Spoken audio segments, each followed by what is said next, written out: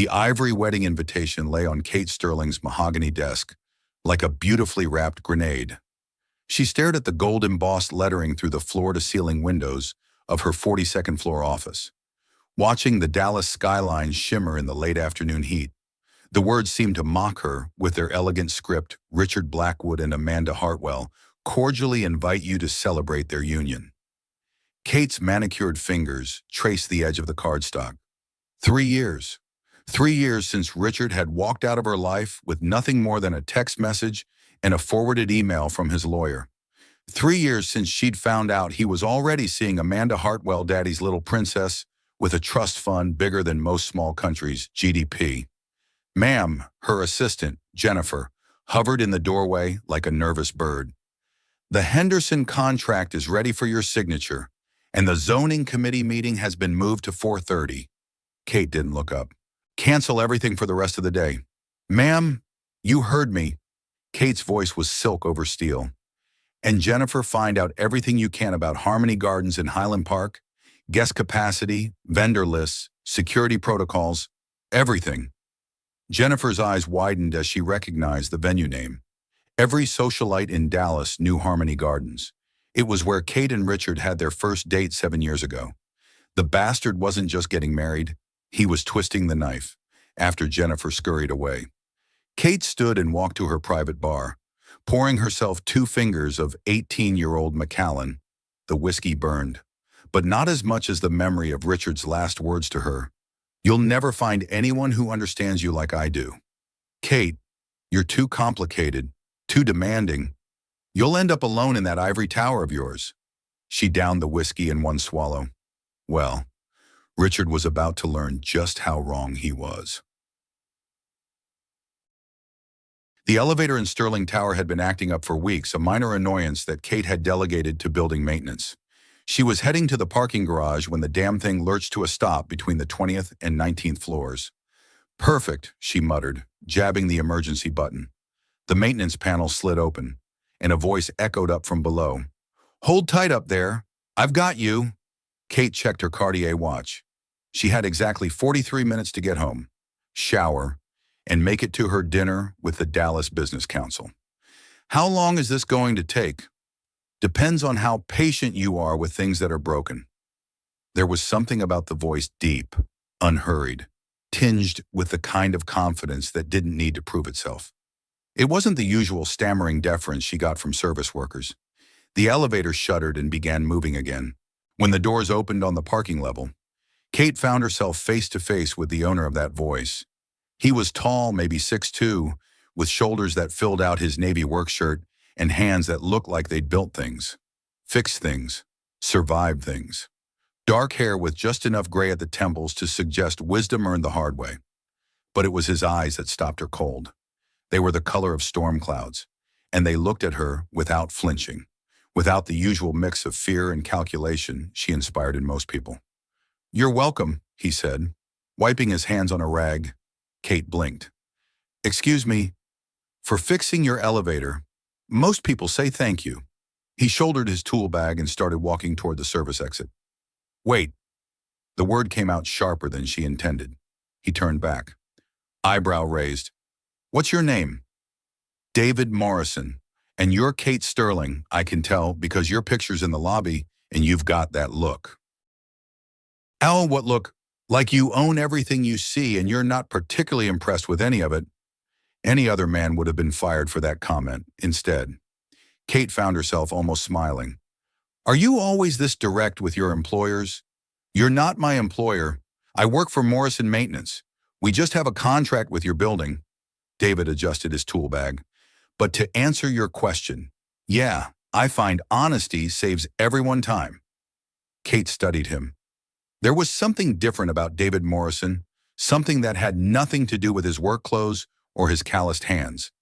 He stood like a man who'd once worn very different clothes, carried himself with the kind of ease that came from being comfortable in any room.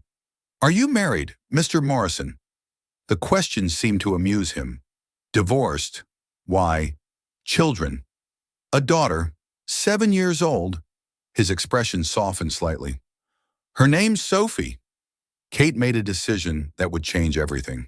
How would you like to make $45,000 for one night's work? David's storm gray eyes narrowed. Doing what? Being my date to a wedding. Whose wedding? My ex-fiancé's. A slow smile spread across David's face, not mocking, but understanding. Lady, I fix broken things for a living, but even I know some things are too shattered to repair. I'm not asking you to fix anything, Kate said. I'm asking you to help me prove a point. David was quiet for a long moment, studying her face. What kind of point?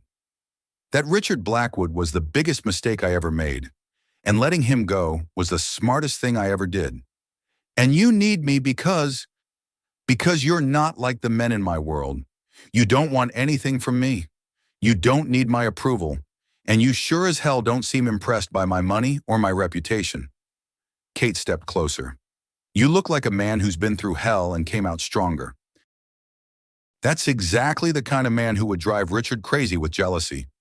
David laughed a rich, genuine sound. You want to hire me to make your ex jealous? I want to hire you to remind him what he lost. And what if he doesn't care? What if he's genuinely happy with his new bride? Kate's smile was sharp as broken glass. Trust me, Mr. Morrison, Richard Blackwood has never been genuinely happy about anything. He collects trophies, wives, businesses, real estate. He left me because he thought he'd found a better trophy. I want him to see what a real man looks like standing next to me. David was quiet for a long moment. $45,000. That was almost exactly what he needed for Sophie's surgery, plus enough left over for 3 months of rent and maybe some decent clothes for job interviews. But this woman was clearly playing with fire, and he'd been burned enough for one lifetime. One night, he said finally. One night. No strings attached. I'm not your boyfriend. I'm not your rebound. I'm not your anything except your date for one evening. Kate nodded. Agreed. And I pick my own clothes. I don't do costumes. Fair enough. David extended his hand. Then you've got yourself a deal. Ms. Sterling. Kate shook it, surprised by the callous strength of his grip. It's Kate and Mr. Morrison. This is going to be fun. David's apartment was a third-floor walk-up in a neighborhood that had seen better decades. The stairs creaked. The hallway smelled like someone's dinner and someone else's disappointment, and the lock on his door required exactly the right combination of jiggling and prayer. But inside, the small space was clean and warm. Sophie's artwork covered the refrigerator. Her books were stacked neatly on a shelf made from cinder blocks and pine boards, and the whole place had the feeling of a life being carefully, lovingly maintained on a shoestring budget. Sophie looked up from her coloring book when David walked in. She was small for 7, with dark hair like his and eyes that seemed too old for her face. The surgery scar on her chest was barely visible beneath her Disney princess t-shirt, but David saw it every time he looked at her. Daddy! She scrambled off the couch and launched herself at him.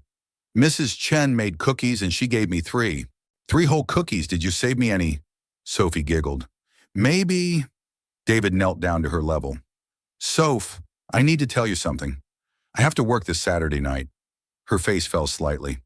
But Saturday is movie night. I know, kiddo, but this is a special job, and it pays really well. Well enough for... He paused, not wanting to get her hopes up about the surgery. Well enough for a lot of things. Sophie studied his face with the seriousness that kids develop when they've spent too much time in hospitals. Is it a good job or a bad job? It's complicated. I'm going to help a lady with something important. Is she nice? David thought about Kate Sterling's sharp smile and storm-cloud eyes.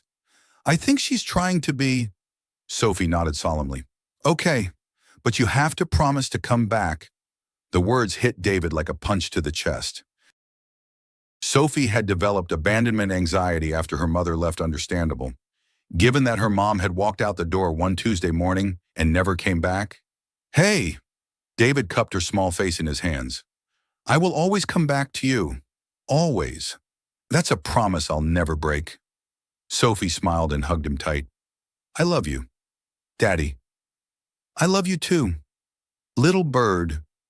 Later, after Sophie was asleep. David sat at his kitchen table with Kate's business card and a cup of instant coffee.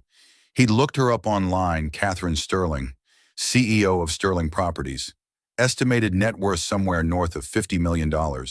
She was beautiful in that polished, untouchable way that money could buy. But in the elevator, he'd seen something else, a flicker of loneliness that looked familiar. His phone buzzed, a text from an unknown number. "This is Kate. What's your shirt size? My stylist needs to know." David stared at the message for a long moment, then typed back large. "But I meant what I said about picking my own clothes." Her response came immediately, stubborn.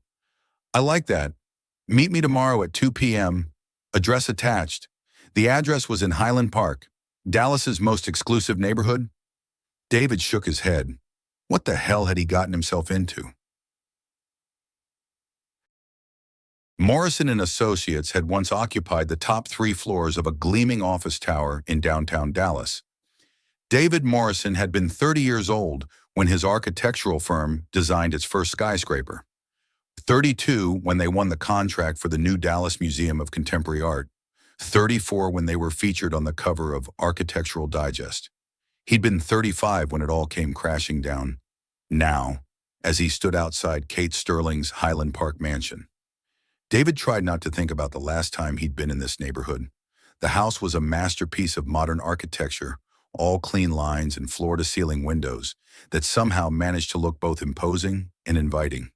The kind of house he used to design before he learned that sometimes the people who commissioned beautiful things were the same people who destroyed them. The front door opened before he could ring the bell. Kate stood there in jeans and a cashmere sweater, her hair loose around her shoulders, without the armor of her business suit. She looked younger, more approachable, almost vulnerable. "You found it," she said, stepping aside to let him in. "Hard to miss." David took in the soaring ceilings, the carefully curated art, the furniture that probably cost more than most people made in a year. "Nice place." "It's too big," Kate said, leading him through the foyer. "I bought it right after Richard and I broke up. I think I was trying to prove something." "Did it work?" Kate's laugh was rueful. "No, it just echoed more." She led him to a sitting room that managed to feel cozy despite its obvious expense. A fire crackled in the fireplace, and late afternoon sunlight streamed through the windows. "Can I get you something to drink, coffee, beer? Something stronger?" "Coffee's fine." Kate disappeared into what he assumed was the kitchen, leaving David alone to study the room. The artwork was impressive but impersonal, the kind of pieces that said, "I have good taste in money," without revealing anything about the person who'd chosen them. There were no family photos, no personal mementos, nothing that suggested Kate Sterling had a life outside of business. She returned with 2 cups of coffee and settled into the chair across from him. "So, David Morrison, tell me about yourself." "Not much to tell. I fix things. I raise my daughter. I try to keep my head above water." Kate sipped her coffee, studying him over the rim of her cup. "You weren't always in maintenance." It wasn't a question. David set down his coffee and leaned back. "What makes you say that? The way you carry yourself, the way you talk. You've been in boardrooms before." David was quiet for a long moment. "Yeah, I have." "What happened?" The question hung in the air between them.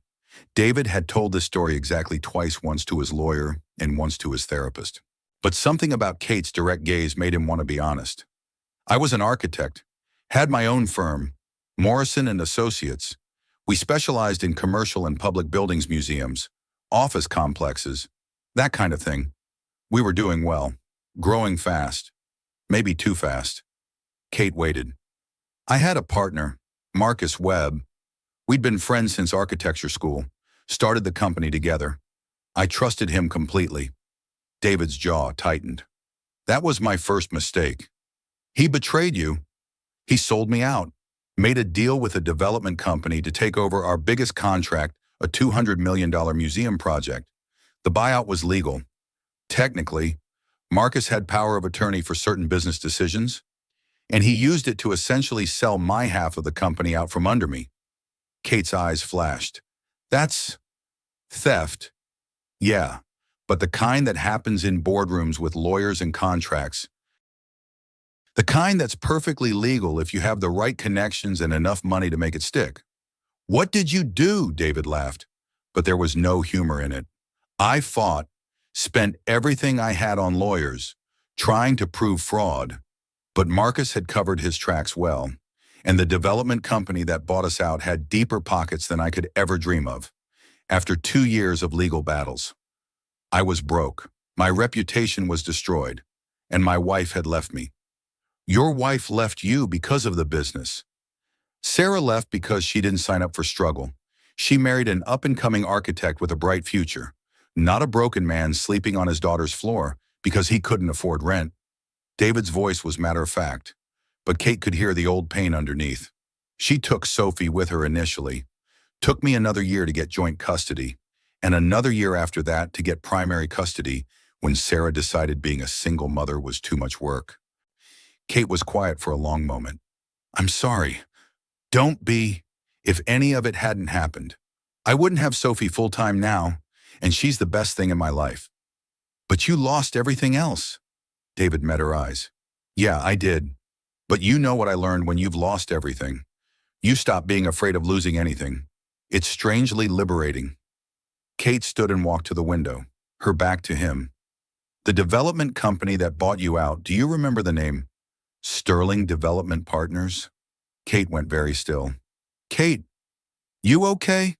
She turned slowly, her face pale. David, Sterling Development Partners is a subsidiary of Sterling Properties. The coffee cup slipped from David's hand, shattering on the hardwood floor. The silence stretched between them like a chasm. Kate stared at David, watching the color drain from his face as the implications sank in. Her company, her family's company, had destroyed his life. I didn't know, she said quickly. David, I swear to you, I had no idea. David stood slowly, his movements careful and controlled. Your company destroyed mine. My father's company. I wasn't even in charge. Then I was still learning the business, following his lead on everything. Kate's words tumbled out in a rush. But yes, Sterling Properties was responsible. David's laugh was bitter. Jesus, of all the elevator shafts in all the buildings in Dallas, you had to walk into mine. David, please. Please, what?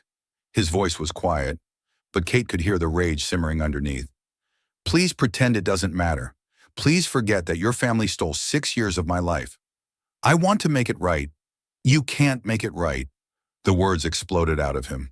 You can't give me back my company, my reputation, my marriage. You can't give Sophie back the years when she wondered why Daddy couldn't afford her medicine or why we had to move apartments every 6 months. Kate flinched as if he'd slapped her. You're right. I can't give you any of that back. But I can. What, write me a check, throw some guilt money at the problem and call it even? I can expose what my father did. I can make sure Marcus Webb and everyone else involved pays for what they did to you. David stared at her. Why would you do that? Because it's right. Because what happened to you was wrong. And I won't be complicit in covering it up just because it might hurt my family's business. And the wedding. This whole arrangement. Kate was quiet for a long moment. That's up to you. If you never want to see me again, I understand. But if you still want to go through with it. She met his eyes. $45,000 could go a long way toward rebuilding your life. David sank back into his chair, running his hands through his hair. Sophie needs surgery. Her heart condition, the doctors say she has maybe 6 months before it becomes critical. The surgery costs exactly $43,000. Kate's breath caught. David, so yeah, I need your money. I hate that I need it. I hate that it's coming from the people who put me in this position. But I need it. He looked up at her, his eyes hard. So if you want me to put on a tux and play your devoted boyfriend for a night, I'll do it. But don't expect me to pretend we're friends. Kate nodded slowly. I understand. Do you? Because this isn't some romantic movie where the rich girl and the broken guy fall in love and live happily ever after. This is a business transaction. You pay me to make your ex-boyfriend jealous. I take your money and use it to save my daughter's life. That's all this is. Okay. David stood again. I should go. David, wait. Kate's voice was soft. For what it's worth, I am sorry, and I meant what I said about making it right. Regardless of what happens with the wedding, I'm going to investigate what my father did to your company. If there's any way to get you justice, I'll find it. David paused at the door. Justice won't bring back the last 6 years. No, Kate said quietly, but it might make the next 6 better. After David left, Kate stood alone in her too big house, surrounded by expensive things that suddenly felt like monuments to other people's suffering. She walked to her home office and opened her laptop, pulling up the Sterling Properties acquisition files from 6 years ago. It took her an hour to find the Morrison & Associates deal, buried in a folder labeled Subsidiary Acquisitions Archived. The paperwork was all there. Marcus Webb's signature, the power of attorney documents, the financial records showing the buyout price. And there, at the bottom of the final contract, was her father's signature authorizing the deal. William Sterling had known exactly what he was doing when he destroyed David Morrison's company. The question was why. Kate reached for her phone and dialed her father's direct line. Catherine. William's voice was warm with paternal affection. This is a pleasant surprise. How are you, sweetheart? I'm looking at some old acquisition files. Dad, from 2018. There's a deal here for a company called Morrison & Associates that I don't understand. The silence on the other end of the line stretched just a beat too long. Morrison & Associates, I'm not sure I recall. Cut the shit. Dad. Kate's voice went cold. I've got the paperwork right here. You bought out an architectural firm through Sterling Development Partners, essentially forcing the owner into bankruptcy. I want to know why. Another pause. Catherine, some business decisions are complicated. Perhaps we should discuss this in person. No, we're discussing it now. David Morrison was a respected architect with a successful firm. What threat could he possibly have posed to Sterling Properties? David Morrison was building something that would have cost us millions, William said finally. The museum project he was working on, it was supposed to be built on land we'd been quietly acquiring for a mixed-use development. If Morrison had completed that project, it would have tied up that entire city block for decades. Kate felt sick. So you destroyed his life for a real estate deal. I protected our family's interests. Sometimes that requires difficult choices. Difficult choices, Kate's voice rose. Dad, you ruined an innocent man's life and made you one of the wealthiest women in Texas in the process. William snapped. Don't lecture me about morality. Catherine, everything you have, everything you are, is built on decisions like that one. The line went dead. Kate stared at her phone, her father's words echoing in her mind. Everything you have, everything you are, is built on decisions like that one. She looked around her expensive house, thought about her successful company, her powerful position in Dallas society. How much of it was built on other people's pain? How many David Morrisons had her family destroyed over the years? Kate made another decision that would change everything. She opened her laptop and began typing an email to her head of legal affairs. I need you to prepare a full forensic audit of all Sterling Properties acquisitions from 2015 to 2020. I want to know every deal we've made, every company we've bought, and every person who might have been harmed in the process. This is priority 1. Then she opened a new email and typed David's name in the recipient field. She stared at the blank message for a long time before finally typing, I know you have no reason to trust me, but I meant what I said about making this right. The wedding is in 4 days, whether you show up or not. I'll understand, but either way, I'm going to make sure you get the justice you deserve. She hit send before she could change her mind. David sat in the parking lot outside Sophie's school, Kate's email open on his phone. Through the windshield, he could see his daughter on the playground, laughing with her friends as if she didn't have a care in the world, as if she didn't know that her father was drowning and the only life preserver being offered came from the people who'd pushed him into the water in the first place. His phone buzzed with a text from his ex-wife, Sarah Hurd, through mutual friends that you're seeing someone new. Rich. Apparently. Good for you. Maybe Sophie can finally have some stability. David deleted the message without responding. Sarah had no right to comment on his life. Not after walking away when things got hard. But her words stung because they hit close to home. Sophie deserved stability, deserved a father who could provide for her without having to grovel for scraps from his former destroyers. The school bell rang, and Sophie came running toward the car, her backpack bouncing behind her. "Daddy, guess what happened today?" "What happened?" "Little bird. Jenny Thompson said her dad makes more money than you, so I told her that money doesn't matter because you give the best hugs in the whole world." Sophie climbed into her booster seat, chattering away. "And then I told her about your buildings that you used to make, and she said her dad never made any buildings at all." David's throat tightened. "Sophie, you don't have to defend me to other kids." "I know, but I wanted to." She looked at him seriously. "Daddy, are we poor?" The question hit him like a truck. "Why do you ask?" "Because Jenny said only poor people live in apartments. And we live in an apartment. But Mrs. Chen lives in an apartment too, and she has the nicest cookies. So I don't think poor is necessarily bad." David turned in his seat to face her. "Sophie, listen to me. We don't have as much money as some people, but we have everything we need. We have each other. We have a safe place to live. We have food and clothes and books and toys. And most importantly, we have love. Do you feel loved?" Sophie nodded vigorously. "More than anyone in the whole world." "Then we're not poor. We're rich in all the ways that matter." As they drove home, David thought about Kate's email. "Whether you show up or not, I'll understand. But either way, I'm going to make sure you get the justice you deserve." The thing was, he wasn't sure he wanted justice anymore. Justice wouldn't change the fact that he was 35 years old and starting over from scratch. Justice wouldn't erase the years of struggle, the nights he'd fallen asleep wondering if he was failing his daughter. But $45,000 could save Sophie's life. And maybe, just maybe, it could give him enough breathing room to figure out what came next. When they got home, David found a package waiting outside their door. Inside was a suit bag with a note.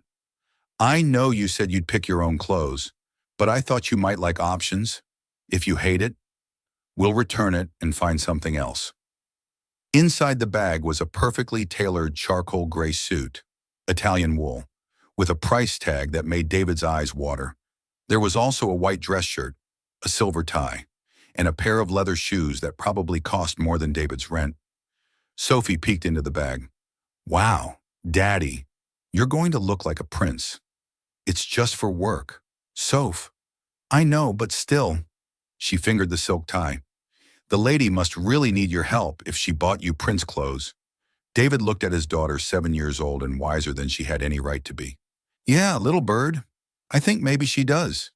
That night, after Sophie was asleep, David tried on the suit. It fit perfectly, as if it had been made for him. He looked in the bathroom mirror and for a moment, he saw a ghost of the man he used to be, the successful architect, the rising star, the man who'd once had the world at his feet. Then he caught sight of the framed photo on his dresser, him and Sophie at the zoo last month. Both of them grinning at the camera with cotton candy sticky faces, and remembered who he was now. A father, a survivor, a man who'd learned that the only thing that really mattered was the love of one small girl who thought he hung the moon. David pulled out his phone and typed a response to Kate's email. "I'll be there, but we do this my way, no pretending. No acting like we're something we're not. I'll play your boyfriend for one night, but I won't lie about who I am or where I come from." Kate's response came within minutes. "I wouldn't want you to. Thank you, David, for everything." 3 days later, David Morrison stood in front of his bathroom mirror, adjusting the silver tie that probably cost more than his monthly grocery budget. In the next room, he could hear Sophie singing along to her favorite Disney movie, her voice sweet and clear and absolutely perfect. "Daddy, you look beautiful." Sophie appeared in the doorway, her eyes wide with admiration. "Beautiful?" David laughed. "I think you mean handsome." "No, I mean beautiful. Like when the prince saves the princess in my movies?" Sophie tilted her head thoughtfully. "Are you going to save the lady tonight?" David knelt down to her level. I don't think she needs saving. Little bird, I think she's pretty good at taking care of herself. Then why does she need you? It was a fair question. David smoothed down Sophie's hair. Thinking about Kate Sterling and her empty mansion and her loneliness that she wore like armor. Sometimes people need someone to stand beside them, even when they're strong enough to stand alone. Sophie nodded solemnly. Like how I need you to check for monsters under my bed, even though I know there aren't any monsters exactly like that. Mrs. Chen knocked on the door, then their elderly neighbor who'd agreed to watch Sophie for the evening, as David kissed his daughter goodbye. Sophie grabbed his hand. Daddy, when you come home tonight, will you tell me about the wedding? I want to know if the lady in the pretty dress gets her happy ending. David's chest tightened. Sure, little bird, I'll tell you all about it. As he walked to the car service Kate had sent, David found himself hoping that Sophie would have a happy ending to look forward to. Because despite everything, despite the history between their families, despite the business arrangement, despite his best intentions to keep this simple, he was starting to care about what happened to Kate Sterling. And that, he realized, might be the most dangerous thing of all. The Blacktown car pulled up to the Harmony Gardens estate just as the sun was setting over Highland Park, painting the Texas sky in shades of gold and crimson. David sat in the back seat, his hands steady on his knees despite the storm of emotions churning in his chest. Through the tinted windows, he could see the wedding venue in all its orchestrated splendor, white roses climbing marble columns, strings of lights twinkling like captured stars, and valets in crisp uniforms directing a parade of luxury vehicles. Sir, the driver's voice was respectful.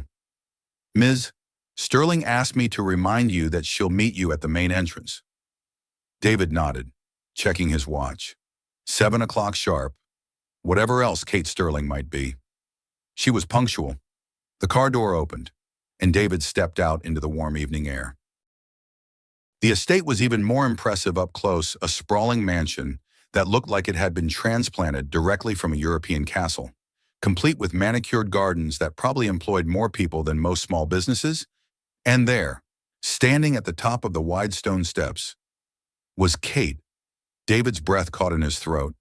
She wore a midnight blue dress that seemed to capture and reflect the fading light, its elegant lines showcasing her figure without being ostentatious. Her dark hair was swept up in a sophisticated chignon, and diamond earrings caught the glow from the estate's lanterns.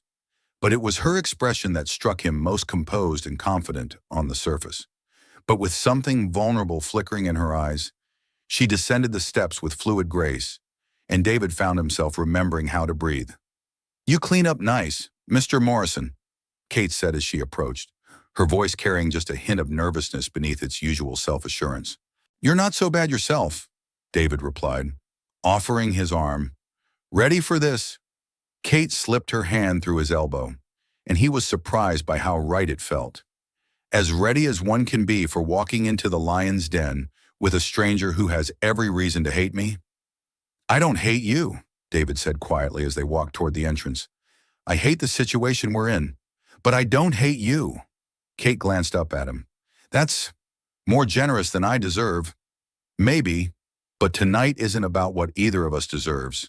It's about putting on a show and collecting a paycheck. They paused at the entrance, where guests were being announced by a man in formal attire who looked like he'd stepped out of a Jane Austen novel. The sounds of cocktail conversation and classical music drifted from inside, punctuated by the occasional burst of laughter. Last chance to back out, Kate murmured. David looked down at her, this complicated, powerful, lonely woman who was paying him $45,000 to pretend to be her boyfriend for one night. He thought about Sophie, asleep in their tiny apartment with Mrs. Chen watching over her, and about the surgery that would save his daughter's life. I'm not going anywhere, he said. The announcer's voice rang out, Ms. Catherine Sterling and Mr. David Morrison, and they walked into the belly of the beast. The main ballroom of Harmony Gardens was a study in understated elegance, crystal chandeliers, casting warm light over round tables draped in ivory silk, centerpieces of white roses and baby's breath, and a live orchestra playing soft jazz in one corner. The guest list read like a who's who of Dallas society oil executives, tech moguls, real estate titans, and old money families whose names grace buildings and hospital wings throughout the city. David had been in rooms like this before. Back when Morrison and Associates was the rising star of Dallas architecture, he recognized some faces, saw a few people who had once courted his business, others who had quietly distanced themselves when his star fell. The familiar sting of recognition and rejection warred in his chest. Kate, a woman in her 60s, approached with arms outstretched, dripping in diamonds and genuine warmth. "Darling, you look absolutely radiant." "And who is this handsome gentleman?" Kate's smile was perfectly calibrated, warm but not revealing. "Margaret, I'd like you to meet David Morrison." "David, this is Margaret Pemberton, one of Dallas's most accomplished philanthropists." David extended his hand with easy confidence. "A pleasure to meet you, Mrs. Pemberton." Margaret's eyes lit up with curiosity. "Morrison, that name sounds familiar. Are you in business here in Dallas?" "I'm in construction," David replied smoothly.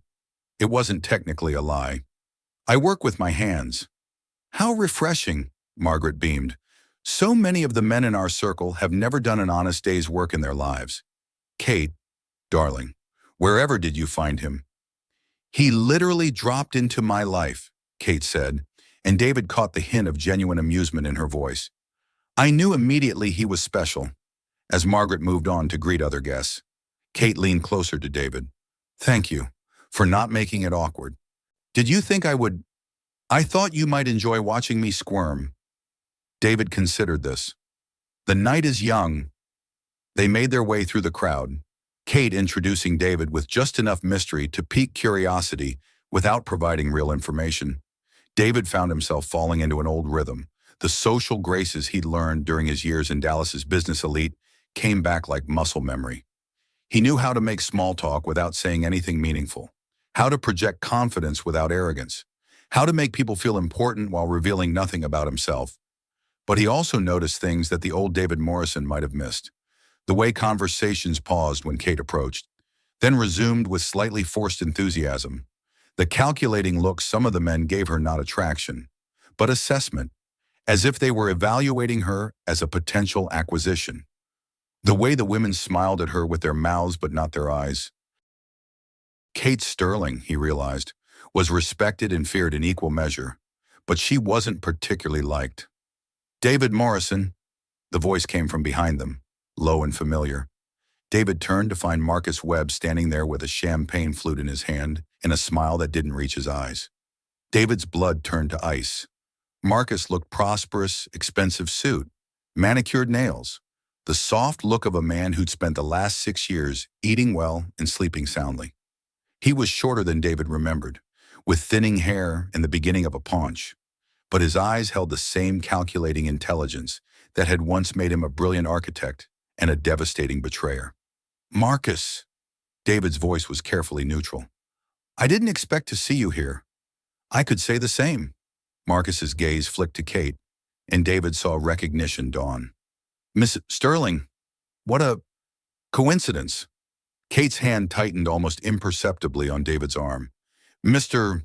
Webb, isn't it? I believe we've met." "Indeed," Marcus smiled wider. "Though I must say, I'm surprised to see you two together. David, I had no idea you'd moved in such elevated circles."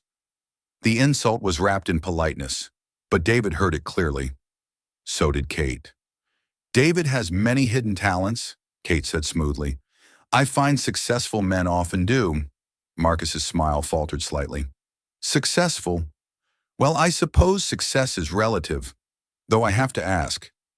David, how's the maintenance business treating you?" The words hit their mark.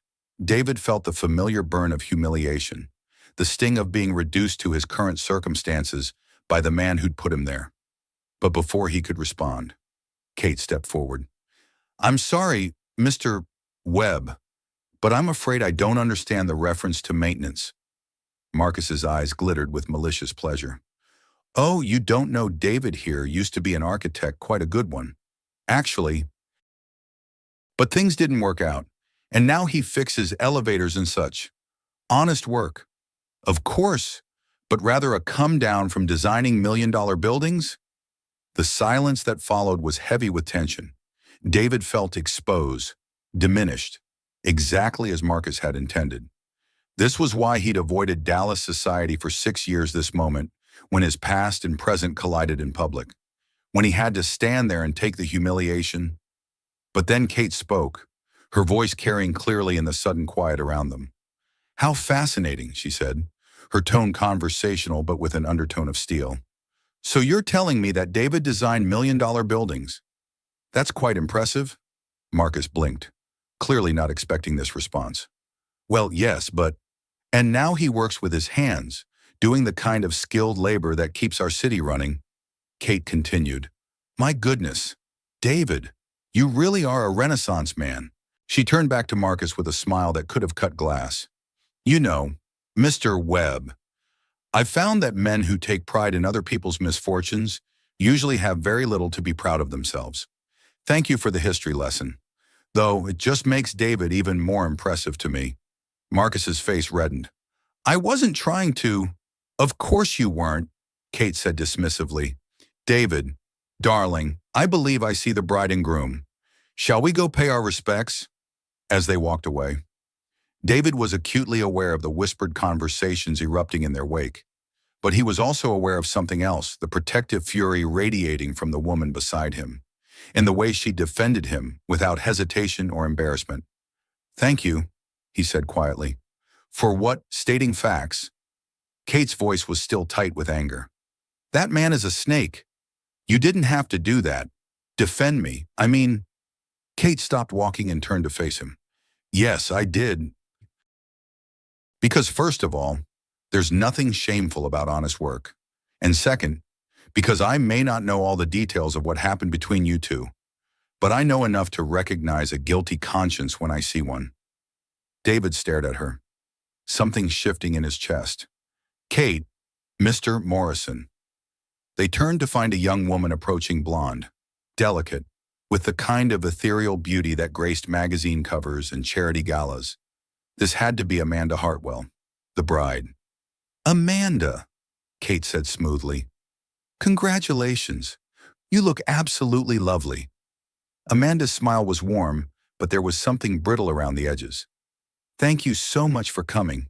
Kate, I know this might be awkward." "Not at all. I'm very happy for you and Richard." Kate's performance was flawless. "Amanda, I'd like you to meet David Morrison." "David, this is Amanda Hartwell. Sorry, Amanda Blackwood now." David took Amanda's offered hand. "Congratulations, Mrs. Blackwood. It's a beautiful wedding." "Thank you." Amanda's eyes lingered on David's face with open curiosity. "Have we met before? You look familiar." "I don't think so," David replied. "I have one of those faces." Amanda laughed, a sound like silver bells. "Well, you're certainly handsome enough to be memorable." She glanced between David and Kate. "You two make a lovely couple. How long have you been together?" "Not long," Kate said, "but sometimes you just know. Don't you?" "Oh, absolutely." Amanda's expression grew wistful. "When I met Richard, I knew within a week that he was the one.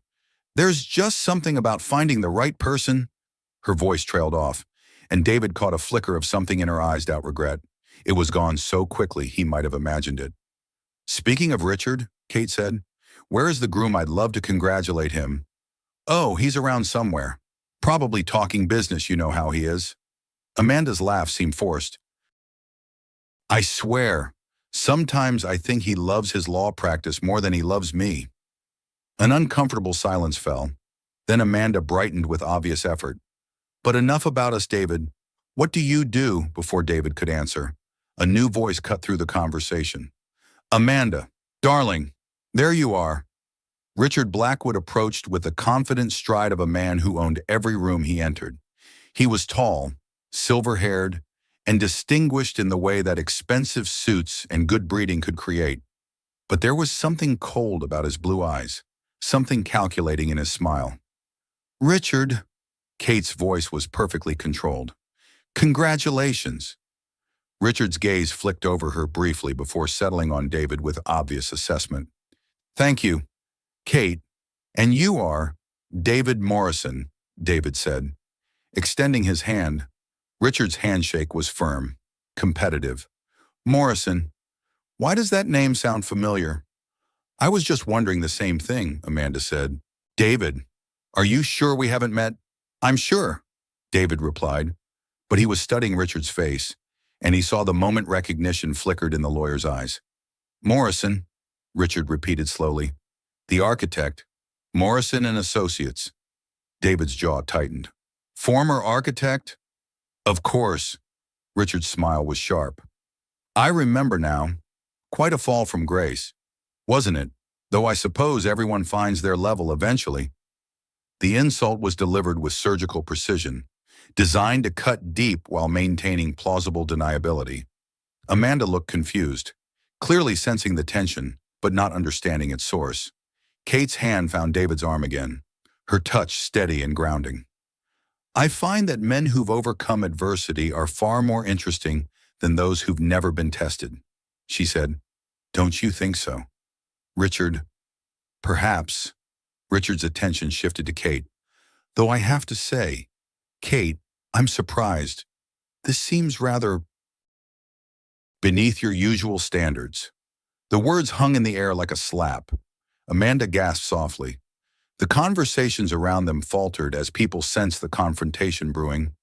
David felt something dangerous rising in his chest, a fury that had been banked for 6 years, waiting for exactly this moment. But before he could speak, Kate stepped forward.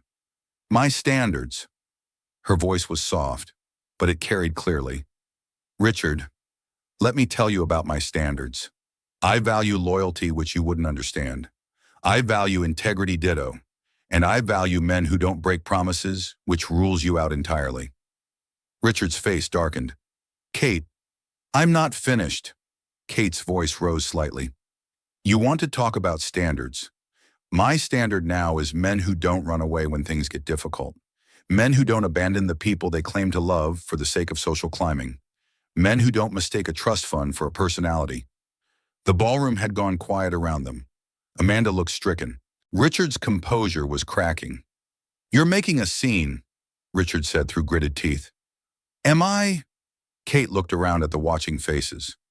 I'm simply having a conversation about standards, though I suppose public accountability might feel like a scene to someone who prefers to operate in shadows. David placed a gentle hand on Kate's lower back. Kate, he said quietly, I think they get the point. She looked up at him, and David saw the storm in her eyes beginning to calm. She took a breath, then turned back to Richard and Amanda with renewed composure. I'm sorry, she said to Amanda. That was inappropriate on your wedding day. Richard and I have some unresolved history, but that's no excuse for poor manners.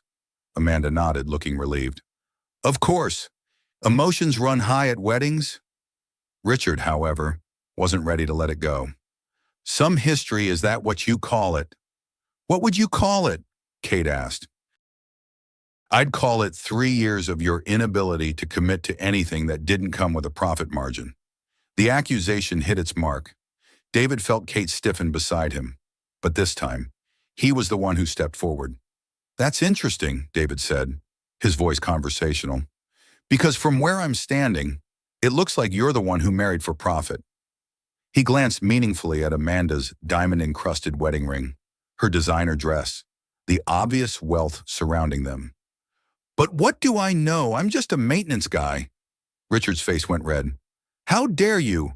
How dare I point out the obvious? David's voice remained calm, but there was steel underneath. You left Kate for someone whose family could advance your career. That's not love.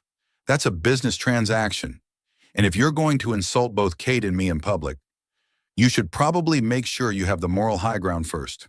The silence that followed was deafening. Amanda looked like she wanted to disappear. Several guests had their phones out, clearly recording the confrontation. Finally, Richard found his voice. You have no idea what you're talking about. Don't I? David stepped closer. See, the thing about working maintenance is that you become invisible.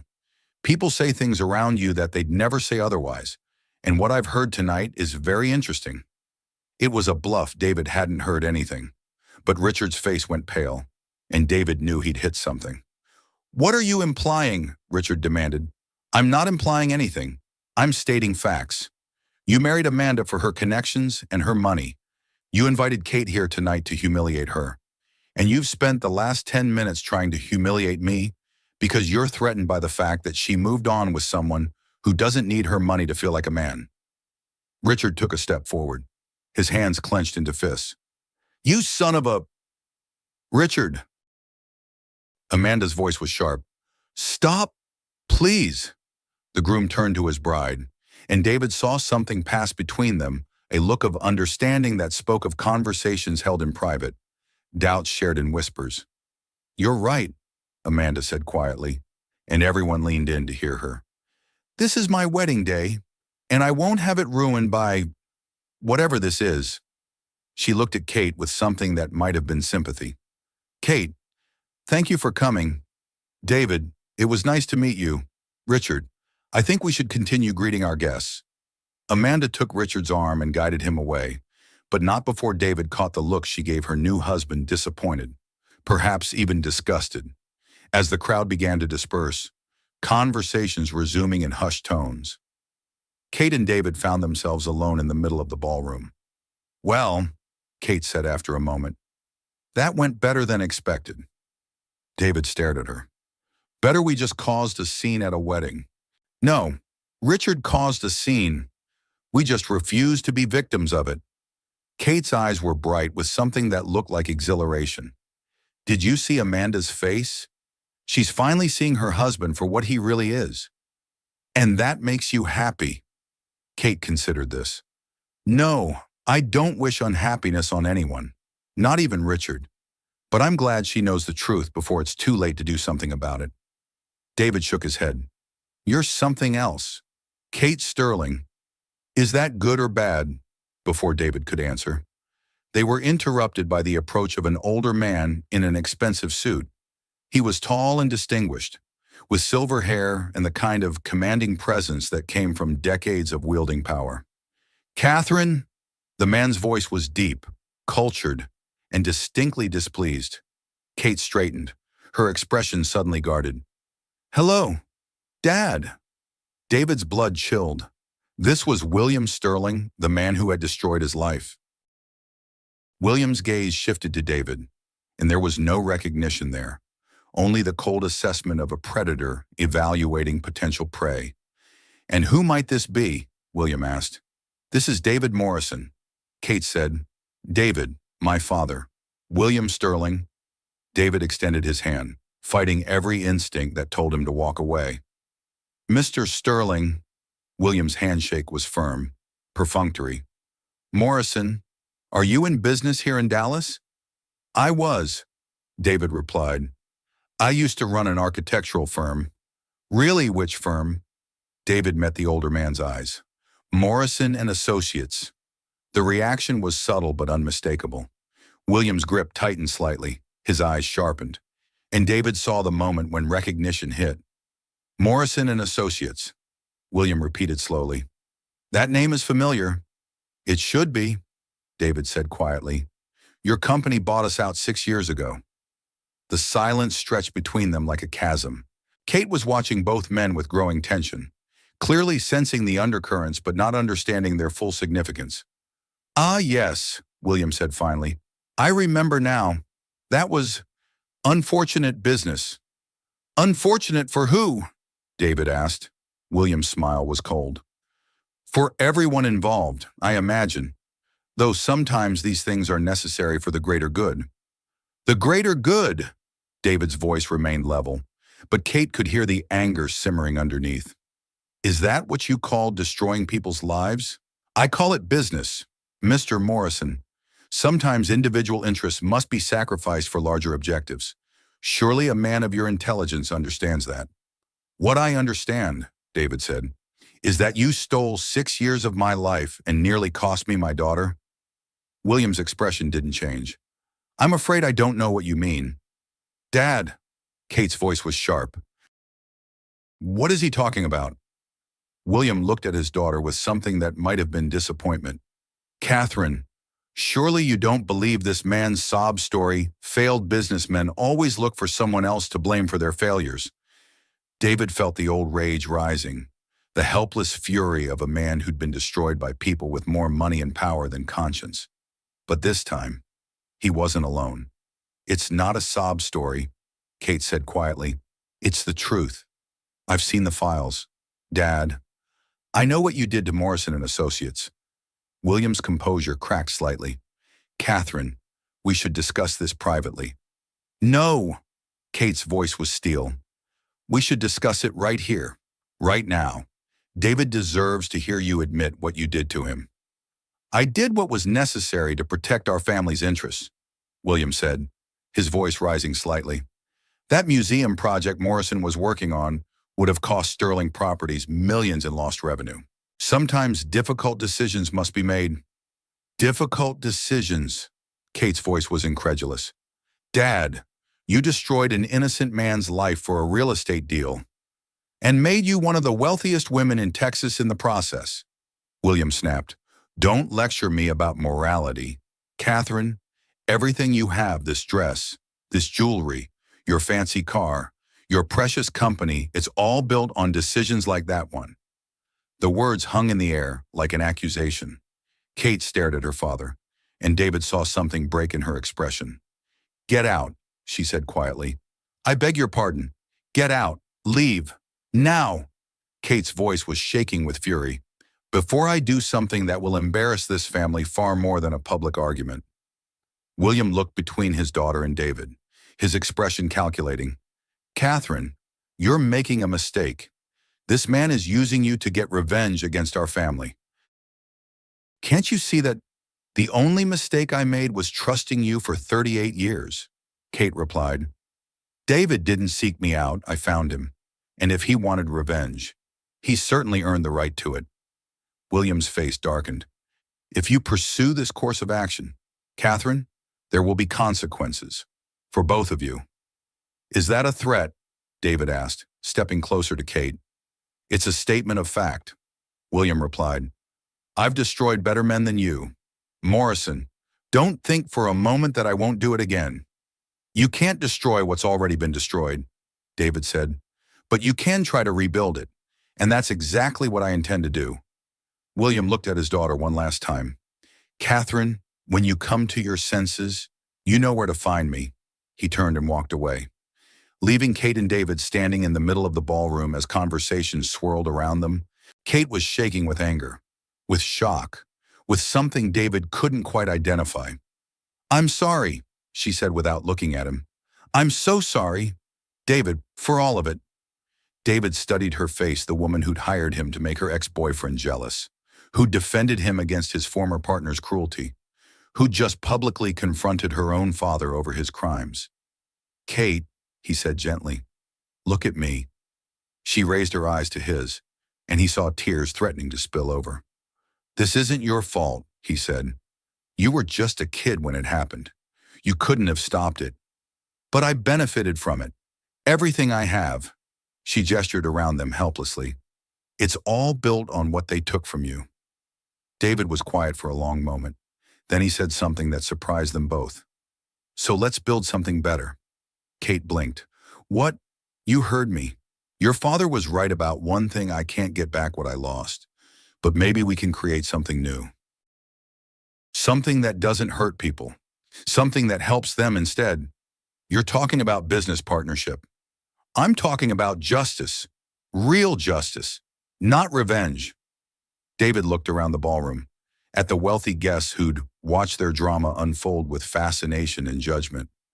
These people think they're untouchable.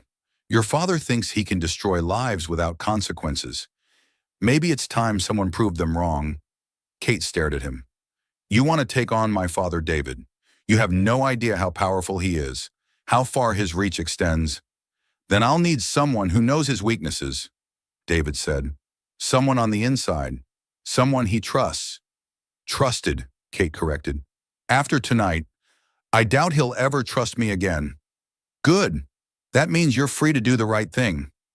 Kate was quiet for a long moment, studying his face. You're serious about this? Dead serious. Your father has been destroying people for decades, hiding behind lawyers and shell companies and legitimate business practices. But you have access to information that could expose him. We could build cases against him, help his other victims, maybe even get some of them compensation. It would take years and it would cost millions. David smiled grimly. I've got time, and you've got money. Kate laughed, a sound caught between hysteria and hope. This is insane. Probably, but it's also right. David extended his hand to her. What do you say? Kate Partners. Kate looked at his outstretched hand, then up at his face, around them. The wedding continued, the orchestra played. Guests danced. Waiters served champagne to people who'd never known a day of real struggle in their lives. She thought about her father's words. Everything you have is built on decisions like that one. She thought about David's words. Let's build something better. And she thought about the little girl named Sophie who needed surgery to save her life, paid for with money that had originally been stolen from her father. Kate reached out and shook David's hand. Partners, she said. The rest of the evening passed in a blur of forced smiles and polite conversation. Kate and David moved through the wedding reception like actors playing their roles. But everything had changed. The pretense of their relationship had been replaced by something else, a shared purpose, a mutual understanding, and something that felt dangerously close to trust. They danced when the orchestra played slow songs, Kate's hand warm in David's, her body fitting against his in a way that felt both natural and electrifying. They made small talk with other guests, deflecting questions about their relationship with practiced ease. They ate dinner at a table full of Dallas society fixtures who treated David with polite curiosity and Kate with carefully calculated respect. But beneath the surface, both of them were thinking about what came next. As the evening wound down, they found themselves on the terrace overlooking the estate's gardens. The night air was warm and sweet with the scent of jasmine, and the sounds of the party seemed muted and distant. So, Kate said, leaning against the stone balustrade, what happens now? Now I go home to my daughter and try to explain why Daddy was gone so long, David replied. And tomorrow, you and I start figuring out how to take down a man who spent decades believing he's untouchable. Kate nodded. It won't be easy. My father has connections everywhere, judges, politicians, business leaders. He's got enough dirt on enough people to protect himself from almost anything. Almost anything, David repeated, but not everything. What makes you so confident? David was quiet for a moment, looking out over the manicured gardens. 6 years ago, I lost everything because I trusted the wrong person and underestimated the capacity for evil in people I thought I knew. But I learned something from that experience. The same arrogance that makes people like your father feel invincible also makes them careless. They start to believe their own myths, think they're too smart to be caught. And you think my father has made that mistake? I think your father has been making that mistake for decades. The question is whether we're smart enough and patient enough to catch him in it. Kate turned to face him fully. David, I need you to understand something. If we do this, if we really go after my father, there's no going back. He'll come after both of us with everything he has. He'll try to destroy your reputation, your livelihood, your relationship with Sophie. He'll make your life hell. David's smile was grim. Kate, my life has been hell for 6 years. At least now I'll be fighting back. They stood in comfortable silence for a while, watching the lights of Dallas twinkle in the distance. Finally, Kate spoke again. There's something else we need to discuss. What's that? Us. This arrangement. I mean, Kate's voice was carefully neutral. Tonight was supposed to be a one-time thing. I pay you $45,000. You help me stick it to my ex, and we go our separate ways. That was the deal, David agreed. But now we're talking about working together long-term, which changes things. David turned to look at her. How so? Kate hesitated, as if searching for the right words. I don't want you to feel obligated to continue this charade because of what we're planning. The business partnership is separate from whatever this is. She gestured between them. "What do you think this is?" David asked quietly. Kate's breath caught. It was a dangerous question, one that could change everything between them. She looked at David, really looked at him, taking in the strong line of his jaw, the way the moonlight brought out the silver in his hair, the steadiness in his storm gray eyes. "I think," she said carefully, "that what started as a business arrangement has become something more complicated." "Complicated how?" Kate's laugh was shaky. "David, I hired you to be my fake boyfriend for one night, but the way you defended me against Marcus, the way you stood up to Richard, the way you looked at my father—" She trailed off, shaking her head. "No one's ever protected me like that before. Maybe because you've never needed protecting before. That's just it. I didn't think I did. I've spent my whole adult life being strong, being independent, being the woman who doesn't need anyone." Kate's voice dropped to almost a whisper.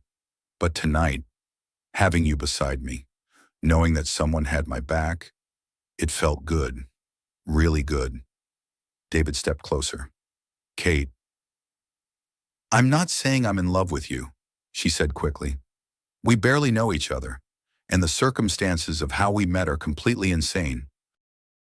But I'm attracted to you, and I respect you, and I think you might be the most genuinely good man I've ever met." David's hand found hers. "For the record, the attraction is mutual, and the respect. But you're right, this is complicated. You're a billionaire CEO. I'm a maintenance worker with a 7-year-old daughter and more baggage than most people can handle. Even if we weren't about to become business partners in what amounts to a war against your father, we'd be coming at this from completely different worlds." Kate's heart sank, though she tried not to let it show. "So you think we should keep things professional?" "I think," David said, lifting her hand to his lips and pressing a gentle kiss to her knuckles, "that we should take this one day at a time and see what happens. No expectations, no pressure, just possibilities." Kate felt something flutter in her chest, hope. Maybe, or the beginning of something that could grow into love given time and care. "I can live with possibilities," she said. David smiled, the first completely unguarded smile she'd seen from him all evening. "Good, because I have a feeling we're going to have plenty of them." From inside the ballroom came the sound of the orchestra playing The Last Dance. Kate and David could see couples swaying together through the French doors, including Richard and Amanda, who moved together with the mechanical precision of two people going through the motions. "Do you regret it?" David asked. "Coming here tonight, confronting Richard and your father?" Kate considered the question. "No, Richard needed to hear those things, even if he'll never admit it. And my father." She paused. "Maybe it was time someone stood up to him." "And how do you feel about Amanda?" Kate watched the new bride dancing with her husband, noting the sadness in the younger woman's posture. "I feel sorry for her. She married a man who doesn't love her, and now she knows it. That's a hard truth to live with." "Think she'll leave him?" "I hope so. She's young, she's beautiful, and she's rich enough to be independent. She could have a real life if she's brave enough to choose it." David nodded. "Sometimes the hardest thing is admitting you made a mistake and starting over." "Is that what you did after your company collapsed?" "Eventually. It took me a while to stop being angry and start being useful again." David's expression grew thoughtful. "But yeah, there comes a point where you have to decide whether you're going to let your past define your future, or whether you're going to write a new story." Kate looked at him with something that might have been wonder. "Is that what we're doing? Writing a new story?" "I think so. The question is, what kind of story do we want it to be?" Before Kate could answer, her phone buzzed with a text message. She glanced at it and frowned. "What is it?" David asked. "A message from my head of security. He says there are photographers outside the estate trying to get pictures of us leaving together." Kate's expression grew troubled. "David, I should have warned you after tonight. You're going to be a public figure whether you want to be or not. The Dallas Society pages will be full of speculation about us, and my father's people will probably start digging into your background." David shrugged. "Let them dig. I've got nothing to hide." But Sophie's tough, and she's smart enough to understand that sometimes Daddy has to do difficult things for important reasons. David's expression grew serious. But you're right to be concerned. If we're really going to do this, go after your father. Become partners, then we need to be prepared for the fallout, both personally and professionally. Kate nodded. Tomorrow, we start planning, but tonight, she looked back toward the ballroom, where the last dance was ending and guests were beginning to make their farewells. Tonight, I think we've done enough damage. David offered her his arm. Shall we make our grand exit, Ms. Sterling? Kate slipped her hand through his elbow, feeling the solid strength of him beneath the expensive fabric of his suit. Let's give them something to talk about, Mr. Morrison. They walked back into the ballroom together, heads high, ready to face whatever cameras and questions awaited them outside. The evening that had begun as a charade had become something else entirely, a declaration of war, a promise of partnership, and the first chapter of a story that neither of them could have imagined when they'd first shaken hands in a broken elevator. As they said their goodbyes and made their way toward the exit, David caught a glimpse of Amanda Blackwood standing alone by the French doors. Still in her wedding dress, but with her bouquet nowhere to be seen. She was staring out at the garden with an expression of profound sadness. And for a moment, David felt genuinely sorry for her. Then Kate's hand tightened on his arm, and they were walking out into the night, past the photographers and the whispered conversations and the glittering facade of Dallas high society. Ready for this? Kate asked as the valet brought around her car. David looked back at the estate one last time, thinking about the confrontations, the revelations, and the promises made in moonlight. Then he looked at Kate, this complicated, powerful, vulnerable woman who'd hired him for one night and ended up offering him a chance at justice. Yeah, he said. I'm ready. 3 weeks later, David Morrison stood in the gleaming conference room of Sterling Properties, surrounded by file boxes, legal documents, and the kind of evidence that could bring down empires. Sunlight streamed through floor-to-ceiling windows, illuminating dust motes that danced like possibilities in the air. Kate sat across from him, her laptop open, her dark hair pulled back in a ponytail that made her look younger and more determined than he'd ever seen her. Tell me again why we're doing this here, David said, gesturing around the conference room. In your father's building, using his resources to investigate his crimes? Kate's smile was sharp. Because it's poetic justice, and because he'd never expect us to be this bold. She tapped a stack of documents. Besides, everything we're finding is technically Sterling Properties business. I have every right to review these files as CEO. Acting CEO, David corrected. Your father's been fighting the board's decision to remove him. Let him fight. He'll lose. Kate's voice carried absolute certainty. Half the board members have daughters. David, when they see what we've uncovered about his methods, the families he's destroyed, the communities he's displaced, they'll realize they don't want to be associated with that legacy. David picked up a photograph from one of the files, a family standing in front of a house with a sold sign in the yard. Their faces tight with the kind of desperation that comes from having no choices left. The Gonzalez family, Sterling Development, bought their neighborhood through shell companies, promised them fair market value for their homes, then lowballed them when the contracts came through. Forced gentrification, Kate said, her voice heavy with disgust. They'd done it to 12 different neighborhoods over the past 8 years. Low-income families, mostly immigrant communities, people who didn't have the resources to fight back. Until now, David set down the photograph and picked up another file. I've been in touch with Maria Gonzalez. She's organizing the other families, and they're willing to testify if we can get this to court. Kate looked up from her laptop. We'll get it to court. I've been corresponding with the FBI's white-collar crime division. They're very interested in what we found. The door to the conference room opened. And Jennifer, Kate's assistant, peeked in nervously. Ms. Sterling, I'm sorry to interrupt, but there's someone here to see you. She says it's urgent. I'm not taking meetings today. Jennifer, can you reschedule? It's Amanda Blackwood, Jennifer said quietly.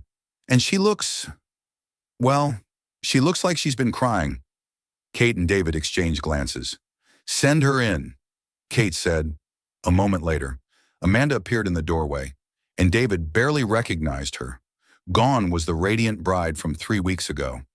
This Amanda looked hollow-eyed and fragile, her blonde hair pulled back in a messy ponytail, her expensive clothes wrinkled as if she'd slept in them. Kate, Amanda said, her voice hoarse. I'm sorry to bother you, but I didn't know where else to go. Kate stood immediately, her professional demeanor softening. Amanda, what's wrong? Are you hurt? Not physically. Amanda's laugh was bitter. May I sit down? This is difficult. Kate gestured to a chair, and Amanda sank into it gratefully. David started to gather up the files, but Amanda waved him off. No, please don't. What you said at the wedding about Richard marrying me for my family's money, you were right. Amanda's voice cracked. I've been such a fool. Amanda, Kate said gently, taking the seat beside her. What happened? Amanda took a shaky breath. 3 days after the wedding, I overheard Richard on the phone with someone. He was talking about the merger, how marrying me gave him access to the Hartwell Properties portfolio, how he could use our combined assets to make a play for Sterling Properties. Kate went very still. He wants to buy Sterling Properties, not buy, destroy. Amanda looked up, her eyes red-rimmed but determined. He's been planning this for months. Kate, the marriage, the merger, all of it. He wants to ruin you the way you ruined him, his words, not mine. David leaned forward. Amanda, are you saying Richard orchestrated this entire thing as revenge against Kate? Yes, and when I confronted him about it, Amanda's voice trailed off, and she touched her cheek gingerly. Kate's eyes flashed with fury. He hit you. Just once. But it was enough. Amanda straightened her shoulders. I left him that night, took nothing but my car and my phone. I've been staying at a hotel, trying to figure out what to do next. Have you filed for divorce? David asked. My lawyer's drawing up the papers, but Richard's threatening to fight it, to drag it out in court, to make everything public. Amanda looked at Kate with something like desperation. He said he has dirt on my family, things that could destroy my father's business if they came to light. Kate was quiet for a long moment, studying Amanda's face. What do you want from me? Amanda, I want to help you stop him. Amanda's voice grew stronger. I know I don't have any right to ask for your forgiveness, and I know you have no reason to trust me, but I have access to Richard's files, his computer, his business records. If you're looking for evidence of wrongdoing, I might be able to get it for you.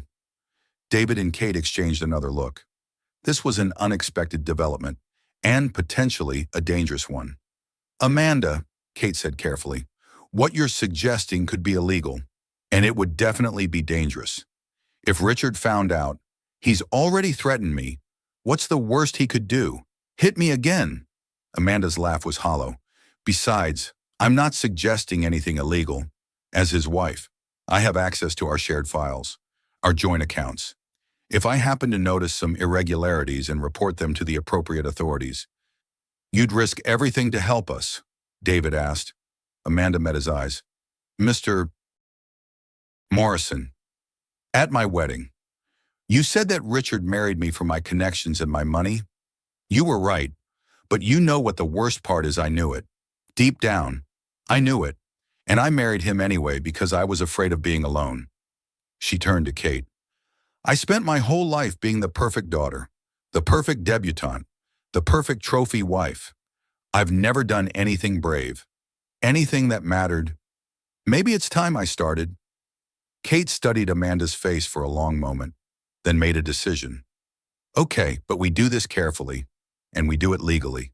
No breaking and entering, no stealing documents, just careful observation and reporting of anything that seems suspicious. Amanda nodded eagerly. What do you need me to look for? David pulled out a legal pad and began writing. Financial irregularities, payments to shell companies, communications with William Sterling or any Sterling Property subsidiaries, anything that might suggest conspiracy or fraud. I can do that. Amanda paused. There's something else. Richard's been meeting with someone regularly, a man named Marcus Webb. They have dinner every Tuesday at the Dallas Club. Very secretive, very intense conversations. David's pen stopped moving. Marcus Webb, you know him? Amanda asked. He's my former business partner, David said grimly. The one who sold me out to Sterling Development. Kate leaned back in her chair. So Richard and Marcus are working together? That's not a coincidence. No, it's not. David's mind was racing. Marcus has inside knowledge of how Sterling Properties operates. He was there when they bought out my company. And Richard has legal expertise and connections throughout Dallas. They're building a case against my father, Kate realized, or planning some kind of coordinated attack. Amanda nodded. From what I overheard, they're planning something big for next month. Some kind of announcement or revelation that would destroy both Sterling Properties and your reputation. Kate, what kind of announcement? Kate asked. I don't know, but Richard seemed very confident that it would be the end of what he called the Sterling dynasty. David stood and began pacing. We need more information.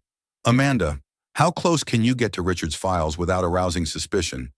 He's been staying late at the office every night, working on this project. I could go to his office under the pretense of bringing him dinner. Maybe get a look at what he's working on. Absolutely not, Kate said immediately. Amanda, that's too dangerous. If he caught you, he won't catch me. Richard thinks I'm a helpless little rich girl who can't tie her shoes without help. He'd never suspect me of espionage. David stopped pacing. There might be another way. Amanda, does Richard keep files at home? Yes, he has a home office, but it's always locked when he's not there. What about when he's there? Do you have access then? Amanda thought for a moment. Sometimes, when he's on conference calls, he leaves the door open, and he keeps everything on his computer. He's always been paranoid about paper trails. Kate was shaking her head. This is getting too complicated and too dangerous. Amanda, I appreciate the offer, but I can't ask you to put yourself at risk for my family's problems. They're not just your family's problems anymore, Amanda said firmly. Richard used me, lied to me, and when I found out the truth, he hit me. This is personal now. David sat back down, studying Amanda's face. 3 weeks ago, she'd been a sheltered socialite playing dress-up at her dream wedding. Now she was sitting in a corporate conference room, offering to spy on her abusive husband. People could change. He realized sometimes trauma stripped away everything that wasn't essential, leaving only the core of who someone really was. If we do this, he said slowly, we do it smart. No unnecessary risks, no heroics. You observe, you report, and if anything feels dangerous, you walk away immediately. Agreed, Amanda said. Kate still looked uncertain. Amanda, are you sure about this once we start down this path? There's no going back. Richard will never forgive you. Amanda's smile was sad but determined. Kate, Richard stopped being my husband the moment he hit me. Now he's just another problem that needs solving. 2 days later, David was at home helping Sophie with her homework when his phone rang. The number was blocked, but something made him answer it anyway. David Morrison. His voice was cautious. Mr. Morrison, this is Amanda. I'm calling from a payphone because I think Richard might be monitoring my cell phone. David's blood chilled. Are you safe? For now, but I found something you need to know about immediately. Can you meet me somewhere public? Somewhere with lots of people. David checked his watch. It was 6:30, and Mrs. Chen had agreed to watch Sophie until 8. The Barnes & Noble at North Park Mall, 2nd floor, coffee shop. I can be there in 20 minutes. I'll be there. David hung up and turned to Sophie, who was coloring a picture of a house with purple trees and a rainbow sky. Little bird, I have to go out for a bit. Mrs. Chen is going to come over and finish homework time with you, okay? Sophie looked up with serious eyes. Is it about the lady with the shiny shoes? David knelt down beside her chair. How did you know that? Because you get a different voice when you talk about her, like when you used to talk about Mommy, but nicer. The observation hit David like a punch to the chest. Sophie, it's okay. Daddy, I like the lady. She sent me that card. Remember the one that said she hoped my heart felt better soon? David did remember. Kate had sent Sophie a get well card after learning about her upcoming surgery, along with a stuffed elephant that now sat on Sophie's nightstand. It had been a simple gesture, but it had meant the world to his daughter. Yeah, it's about Kate, David admitted. She might be in some trouble, and I need to help her. Sophie nodded solemnly. Good people help each other. That's right, little bird. Good people help each other. 25 minutes later, David found Amanda sitting in a corner booth at the Barnes & Noble cafe, nervously stirring a cup of tea. She looked even more haggard than she had 2 days ago, and David noticed she was wearing sunglasses despite being indoors. Amanda, he slid into the seat across from her. Are you okay? She removed the sunglasses, revealing a fading bruise around her left eye. Richard came home last night. He'd been drinking, and he was angry about something. When I asked him about it, she gestured vaguely at her face. David felt rage building in his chest. Amanda, you need to file a police report. This has gone beyond business disputes. He's assaulting you. I know, and I will. But first, you need to see this. Amanda pulled a manila folder from her purse and slid it across the table. I managed to copy some files from Richard's computer while he was passed out drunk. David opened the folder and felt his blood turn to ice. The first document was a legal brief titled Criminal Conspiracy and RICO Violations, the Sterling Properties Case. The second was a comprehensive financial analysis of Sterling Properties acquisitions over the past decade.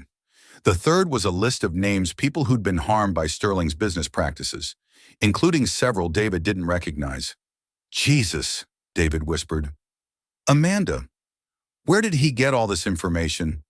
That's not the worst part. Amanda pointed to the bottom of the legal brief. Look at the signature line. David's eyes widened. The brief was prepared by the law firm of Blackwood, Webb and Associates. Marcus is working for Richard's law firm now. Not just working for it, he's a partner. They formed the firm 6 months ago, specifically to build this case against Sterling Properties. Amanda leaned forward. David, they're not just planning to destroy Kate's company, they're planning to have her arrested. David flipped through more pages, his heart sinking with each revelation. The case they'd built was thorough, professional, and devastating. They had financial records, witness statements, even what appeared to be recorded phone conversations. How long have they been working on this? David asked. According to the timestamps on these files, at least 2 years. They've been planning this since before Richard and I even started dating. Amanda's voice was hollow. My entire relationship with him was part of this scheme. He courted me to get access to my family's resources and connections. David was quiet for a moment, absorbing the implications. Amanda, this changes everything. If they present this case to the authorities, Kate goes to prison, Sterling Properties gets seized by the federal government, and Richard and Marcus emerge as the whistleblowers who expose corporate corruption. Amanda's laugh was bitter. They'll probably get commendations. Unless we stop them first. David closed the folder and looked at Amanda. How much time do we have? The brief is dated next Friday. I think that's when they're planning to present their case to the FBI. 6 days. David's mind raced through possibilities, strategies, contingencies. They needed to warn Kate immediately, but they also needed to be smart about this. Richard and Marcus had spent 2 years building their case. They wouldn't be able to dismantle it in 6 days through conventional means. Amanda, I need you to do something for me, and it's going to be dangerous. Amanda straightened her shoulders. What do you need? I need you to keep pretending to be the helpless, oblivious wife for a few more days. Can you do that? I've been doing it for months. A few more days won't kill me. It might. Literally. If Richard suspects you're on to him, he won't. He thinks he gave me just enough of a beating to keep me in line. Amanda's voice was steady, but David could see the fear in her eyes. What do you need me to find out? Details about their timeline, how they're planning to present the case, who they're presenting it to. Whether they have any backup plans if their primary strategy fails? David paused. And Amanda, we need evidence that they've been fabricating or manipulating some of this information. There's no way they have legitimate access to all these Sterling Properties internal documents. Amanda nodded. I'll see what I can find. But David, what if I can't get enough information? What if their case is actually solid? David was quiet for a long moment. Then Kate and I have 1 week to disappear, or we spend the next 20 years in federal prison. Kate was in her kitchen, eating ice cream directly from the container. When David called her at midnight, "We have a problem," he said without preamble. "What kind of problem?" "The kind that involves federal prison and the complete destruction of everything you've worked for." Kate set down her ice cream. "I'll be right over." "No, not here. Sophie's asleep, and I don't want her to overhear this. Can you meet me at your office?" "At midnight." "Kate, this can't wait until morning." 30 minutes later. They sat in Kate's executive office, the city lights of Dallas twinkling below them like stars. David spread Amanda's copies across Kate's desk and watched her face change as she absorbed the magnitude of what Richard and Marcus had built. 2 years, Kate said finally. They've been planning this for 2 years. At least, maybe longer. David pointed to one of the financial documents. Look at this analysis of the Morrison & Associates acquisition. They have internal Sterling Properties memos that were supposed to be confidential. Someone inside your company has been feeding them information. Kate studied the documents more closely. These memos, I recognize the formatting. They're from my father's personal files. The only people who would have access to them are senior vice presidents and above, maybe 8 people in the entire company. Kate's face went pale. David, if one of my senior staff has been working with Richard, then this goes deeper than we thought. David sat back in his chair. Kate, we need to consider the possibility that this isn't just about revenge. What if someone inside Sterling Properties has been planning a coup? What if Richard and Marcus are just the front men for a larger conspiracy? Kate walked to her window, staring out at the city her family had helped build. My father always said that in business. There are no friends, only temporary allies. I thought he was being cynical. Maybe he was being realistic. Kate turned back to David. So what do? We have 6 days before they present their case to the FBI. Even if we could prove some kind of internal conspiracy, we don't have time to build a counter case. David was quiet for a moment, thinking, what if we don't try to build a counter case? What if we give them exactly what they want? I don't follow. They want to destroy Sterling Properties and see you go to prison. What if we let them think they're succeeding? Kate stared at him. You're talking about faking my own downfall. I'm talking about controlling the narrative. If we know when and how they're going to present their case, we can be ready for it. We can have our own evidence prepared, our own witnesses lined up, our own story to tell. David, that's incredibly risky. If we miscalculate, if they have evidence we don't know about, then we're no worse off than we are right now. David leaned forward. Kate, think about it. Right now, we're reacting to their timeline, their strategy. But if we can get ahead of them, if we can present our own case first. Kate began pacing, her mind racing through possibilities. We'd need irrefutable evidence of their conspiracy. We'd need to prove that they've been manipulating information, that the internal Sterling Properties documents were stolen. And we'd need to do it in a way that doesn't implicate Amanda. If they find out she's been helping us, Richard will kill her. Kate's voice was flat. David, we can't ask her to take that risk. We're not asking. She's volunteering. And honestly, I think she's in more danger if we don't act than if we do. Richard is already escalating the violence. How long before he seriously hurts her? Kate was quiet for a long moment. What do you need from me? I need you to trust me. And I need you to be prepared to make some very difficult decisions over the next few days. What kind of decisions? David met her eyes. The kind that might save us all, or destroy us completely. Kate studied his face, this man who'd entered her life 3 weeks ago as a paid escort and was now asking her to bet everything on a desperate gamble. But as she looked at him, she realized something: she did trust him, completely and without reservation. "Okay," she said. "What's the plan?" David smiled grimly. "First, we're going to give Richard and Marcus exactly what they want: a confession." The next morning, Kate called an emergency board meeting at Sterling Properties. David waited in her office, watching through the glass walls as the company's senior executives filed into the conference room with expressions ranging from curious to concerned to calculating. "See anyone who looks guilty?" Kate asked, joining him at the window. "Hard to tell. Corporate executives are good at hiding their true feelings." Kate was dressed for battle, a charcoal gray suit that conveyed authority, her hair pulled back in a severe bun, her makeup flawless. But David could see the tension in her shoulders, the slight tremor in her hands. "You sure about this?" he asked. "No, but I'm sure about you." Kate's smile was quick and nervous. "If this works, you're brilliant. If it doesn't, we'll face whatever comes next together." Kate's expression softened. "David, before I go in there, I need to tell you something. What 3 weeks ago, I hired you to make my ex-boyfriend jealous.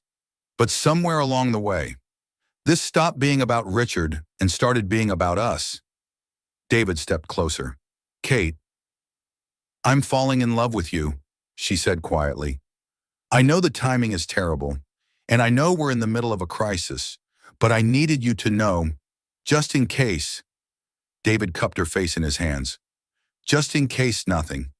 We're going to get through this, and then we're going to figure out what comes next. Together." He kissed her then, soft and sure and full of promises, when they broke apart. Kate's eyes were bright with unshed tears. "I love you too," David said. "Now go show them who you really are." Kate straightened her shoulders, transformed before his eyes back into the formidable CEO who'd built an empire. "Wish me luck." "You don't need luck. You've got something better. You've got the truth." Kate walked into the conference room, and David settled in to watch the performance of her lifetime. "Ladies and gentlemen," Kate began, her voice carrying clearly through the glass, "I've called this emergency meeting because I've discovered some disturbing irregularities in Sterling Properties' acquisition practices over the past decade." The board members exchanged glances.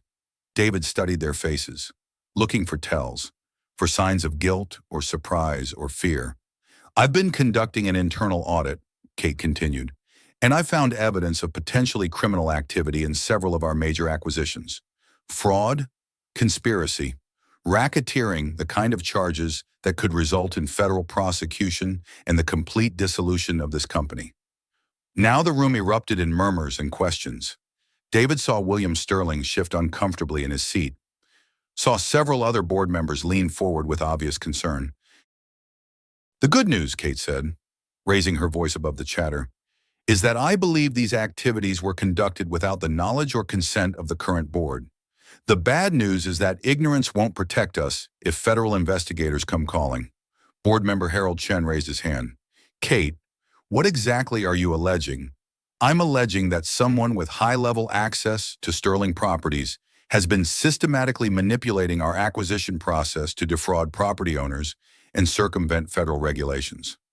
Someone has been using shell companies to hide the true ownership of properties, forcing below-market sales through intimidation and legal manipulation, and then covering up the evidence through fraudulent documentation." David watched William Sterling's face go pale.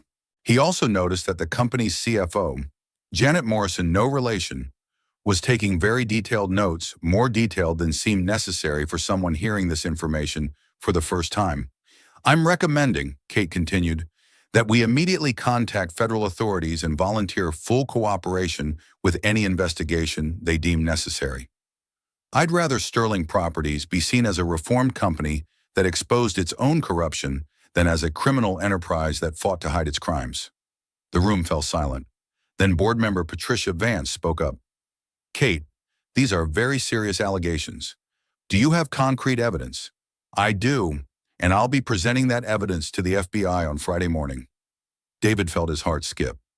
Friday morning, the same day Richard and Marcus were planning to present their case, Kate was forcing their hand, making them react to her timeline instead of following their own.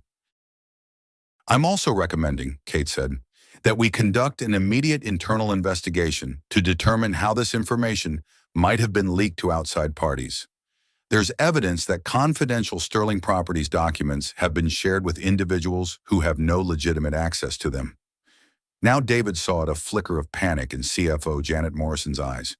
She was trying to hide it, but she was definitely nervous about something. "The investigation will include polygraph tests for all senior staff with access to confidential files," Kate added.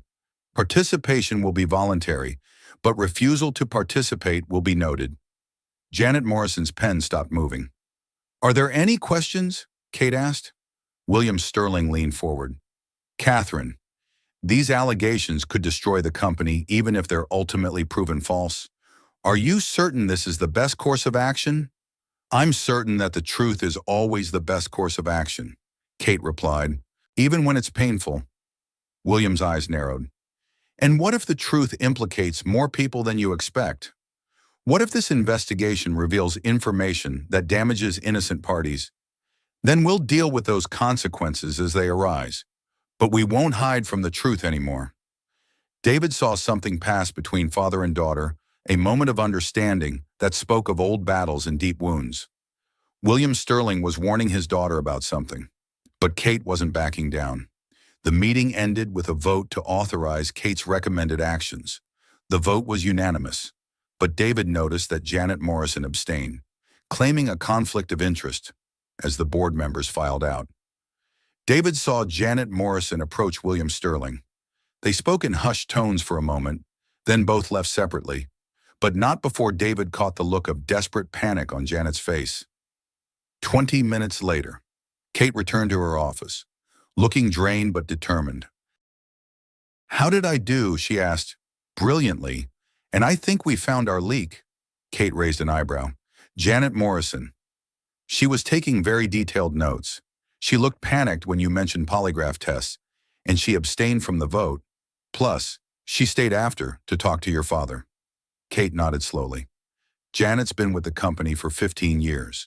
She has access to everything, including my father's personal files, and she's been having financial problems lately. Divorce, custody battle, mounting legal fees. Perfect candidate for bribery. Or blackmail." Kate walked to her desk and opened her laptop. "I'm going to do some digging into Janet's recent financial activity, and I'm going to move up our timeline." "What do you mean?" Kate's smile was sharp. "I mean we're not waiting until Friday to present our case to the FBI. We're doing it today." At 3 o'clock that afternoon, FBI Special Agent Maria Santos sat in Kate's conference room.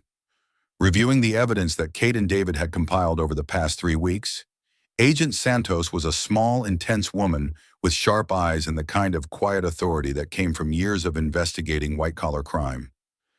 "This is comprehensive work," Agent Santos said, looking up from the files. "But I have to ask, why come to us now? Why not handle this internally?" Kate exchanged a glance with David. "Because we have reason to believe that some of the evidence against Sterling Properties has been fabricated or stolen, and that there's a larger conspiracy at work." "What kind of conspiracy?" David leaned forward. "Agent Santos, I'm the victim of one of Sterling Properties' questionable acquisitions. 6 years ago, they destroyed my company and my life. I have every reason to want revenge against this family." Agent Santos nodded. "I'm aware of your history, Mr. Morrison. I've read the files. 3 weeks ago, Kate hired me to be her date to her ex-fiance's wedding. We were supposed to make him jealous and then go our separate ways. But we ended up uncovering evidence that her ex-fiance and my former business partner have been working together to build a criminal case against Sterling Properties. And you think this case is fabricated? We think it's a mixture of real evidence and manufactured evidence," Kate said. "My father and this company have definitely done things wrong. But Richard Blackwood and Marcus Webb have been systematically gathering information for 2 years, using inside sources and potentially illegal methods." Agent Santos was taking notes. Tell me about these inside sources. David pulled out copies of Amanda's photographs. These internal Sterling Properties memos were supposedly confidential, but they appear in Richard Blackwood's files. We believe someone inside the company has been feeding information to Blackwood and Webb. Do you know who? We have suspicions, but no proof yet, Kate admitted. Agent Santos. We're coming to you because we want to do the right thing, but we also want to make sure that when justice is served, it's real justice, not manipulated justice.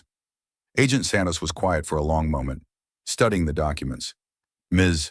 Sterling, Mr. Morrison, what you're describing could constitute multiple federal crimes conspiracy, wire fraud, potentially RICO violations. Are you prepared for the possibility that our investigation might result in criminal charges against both of you? Kate's voice was steady. If we've committed crimes, then we should face the consequences.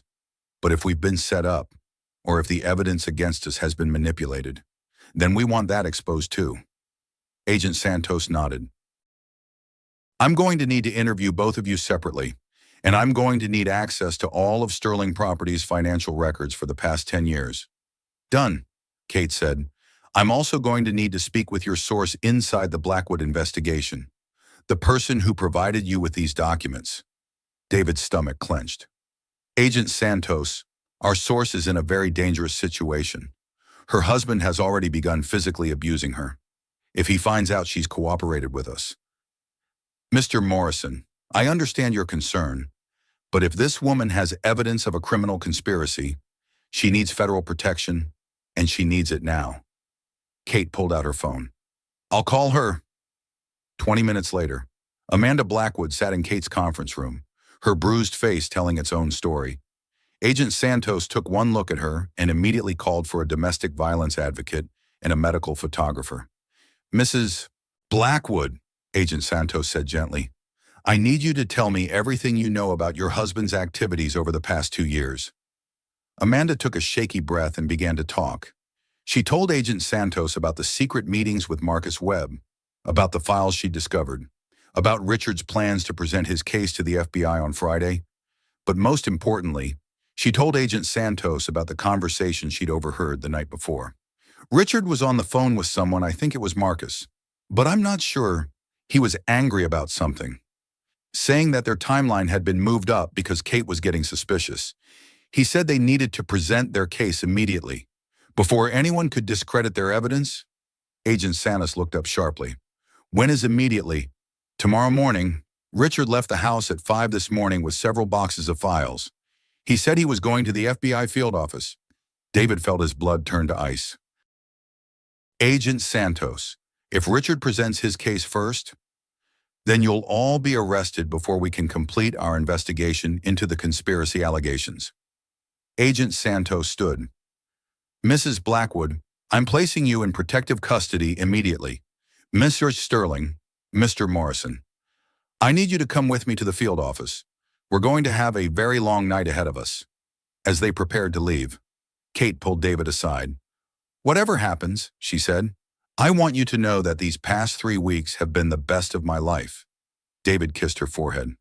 They're not ending. Kate, this is just the beginning.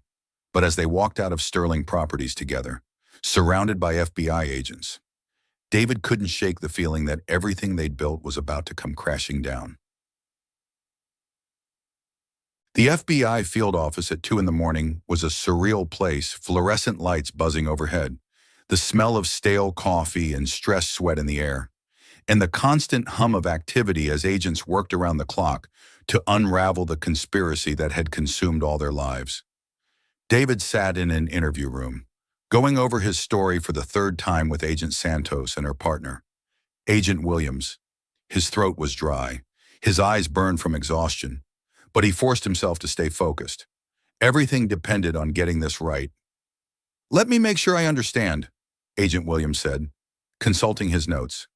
6 years ago, Sterling Development Partners, a subsidiary of Sterling Properties, acquired your company through what you believe was fraudulent means. Not fraudulent, exactly. Legally questionable, but technically legitimate. David rubbed his temples. Marcus Webb, my business partner. Used power of attorney documents to sell the company out from under me. The sale itself was legal, but it was based on information that Marcus had obtained through corporate espionage. And you believe William Sterling was directly involved in this espionage? I know he was. Kate found the authorization documents with his signature on them. Agent Santos leaned forward. Mr. Morrison, help me understand something. You have every reason to want revenge against the Sterling family. Why should we believe that you're not part of Richard Blackwood's conspiracy? David was quiet for a moment. Agent Santos, 6 years ago. I lost everything because I trusted the wrong person. I swore I'd never make that mistake again. But then I met Kate, and I realized that not trusting anyone isn't the same as being smart. It's just another way of being broken. That doesn't answer my question. The answer is this: if I wanted revenge against the Sterlings, I wouldn't need to manufacture evidence. There's plenty of real evidence. William Sterling has been destroying people's lives for decades. But the difference between justice and revenge is that justice doesn't require innocent people to suffer. Agent Santos made a note. And you consider Kate Sterling innocent. I consider Kate Sterling someone who inherited a legacy she didn't create and is trying to do the right thing with it. If that's a crime, then we're all in trouble. Down the hall, Kate was having her own interview with 2 other agents through the glass window of his interview room. David could see her sitting ramrod straight, her hands folded in her lap, answering questions with the same precise control she brought to everything else. At 3:30 in the morning, Agent Santos returned to David's interview room with grim news. Richard Blackwood is here, she said. He arrived an hour ago with Marcus Webb and a team of lawyers. They're presenting their case to the U.S. Attorney's Office right now. David's heart sank. So we're too late? Not necessarily. The U.S. Attorney is a careful man. He won't move on charges this significant without a thorough review. But Blackwood's case is impressive, professional, detailed, comprehensive. What kind of charges are they recommending? Agent Santos consulted her notes. Conspiracy, wire fraud, money laundering, RICO violations. They're asking for immediate arrests and asset seizure. For Kate and me, for Kate, you, and William Sterling, they're portraying this as a family criminal enterprise with you as a recent recruit. David laughed bitterly. A recruit, I'm the victim. According to their narrative, you were recruited by Kate to help cover up Sterling Properties crimes in exchange for financial compensation and personal revenge against Marcus Webb. That's insane. Is it you were paid $45,000 by Kate Sterling? You've been working with her to investigate Sterling Properties business practices, and you have a documented history of conflict with Marcus Webb. Agent Santos's expression was sympathetic but serious.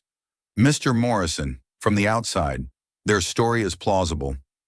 David stared at the table, feeling the walls closing in around him. Agent Santos, what can we do? We can present our evidence of the conspiracy and hope it's enough to create reasonable doubt. But I'm going to be honest with you. Blackwood and Webb have been building their case for 2 years. You've been building yours for 3 weeks. What about Amanda? What about the evidence she provided? Amanda Blackwood is the estranged wife of one of the accusers, seeking a divorce and claiming domestic abuse. Her credibility will be questioned. David felt something cold settle in his stomach. So they're going to win. Not necessarily, but you need to understand that this is far from over, and the outcome is far from certain. At 4 in the morning, Kate and David were reunited in a conference room, where Agent Santos briefed them on Richard's presentation. The good news, Agent Santos said, is that the U.S. Attorney has agreed to delay any arrest warrants for 72 hours while we investigate your conspiracy allegations. The bad news, Kate asked.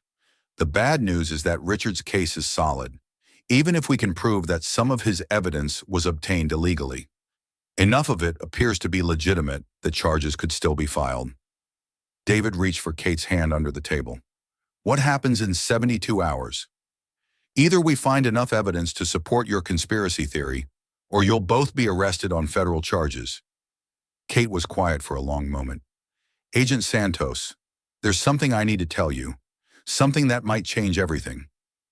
Agent Santos looked up from her notes. What is it? Kate took a deep breath. I've been recording all of my conversations with my father for the past 2 weeks. David stared at her. Kate, what are you talking about? After our first conversation about what Sterling Properties had done to you, I started carrying a digital recorder whenever I met with my father. I wanted evidence of his involvement in the company's questionable practices. Agent Santos leaned forward.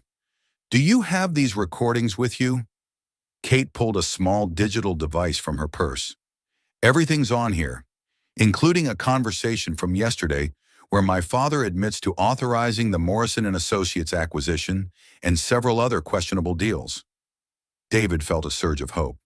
Kate, why didn't you tell me about this? Because I wasn't sure I'd have the courage to use them. Recording your own father, admitting that your family's fortune is built on other people's suffering? Kate's voice trailed off. It's not easy. Agent Santos was already reaching for the recorder. Ms. Sterling, this could change everything, but I need you to understand that these recordings might also incriminate you. I know, but they'll also prove that David is telling the truth about what Sterling Properties did to him. And they might give you leverage against my father, maybe enough to get him to testify about Richard and Marcus's conspiracy. Agent Santos nodded grimly. Let's hope so, because right now, these recordings might be the only thing standing between you and federal prison. By sunrise, the FBI had extracted and analyzed Kate's recordings. David sat in the conference room, listening to William Sterling's voice confessing to decades of corporate crimes, and felt a mixture of vindication and sorrow. This was the proof he'd needed for 6 years, but hearing it came with a cost: the complete destruction of Kate's relationship with her father. This is excellent evidence, Agent Santos said, pausing the playback, but it raises as many questions as it answers. Mr. Sterling clearly authorized numerous questionable acquisitions, but he also mentions that someone else has been accessing his files without permission. Kate looked up from her coffee. What do you mean? Agent Santos replayed a section of the recording. Catherine, someone has been feeding information to outside parties, confidential documents that only a handful of people should have access to. I've been trying to identify the leak for months. Your father knew about the leak, Agent Santos said, but according to this recording, he didn't know who was responsible. David felt pieces clicking into place in his mind. Agent Santos, what if my father wasn't part of Richard's conspiracy? What if he was another target? Explain. Think about it. Richard wants to destroy the Sterling family. Why stop with Kate? If he can prove that William Sterling has been committing crimes for decades, he eliminates the entire family power structure. Kate was nodding slowly. And if my father is arrested along with me, Richard and his partners could move in and acquire Sterling Properties assets for pennies on the dollar. Agent Santos was taking notes rapidly. So you're suggesting that Richard Blackwood orchestrated this entire conspiracy, not just for revenge, but for financial gain? Corporate raiders have done it before, David said.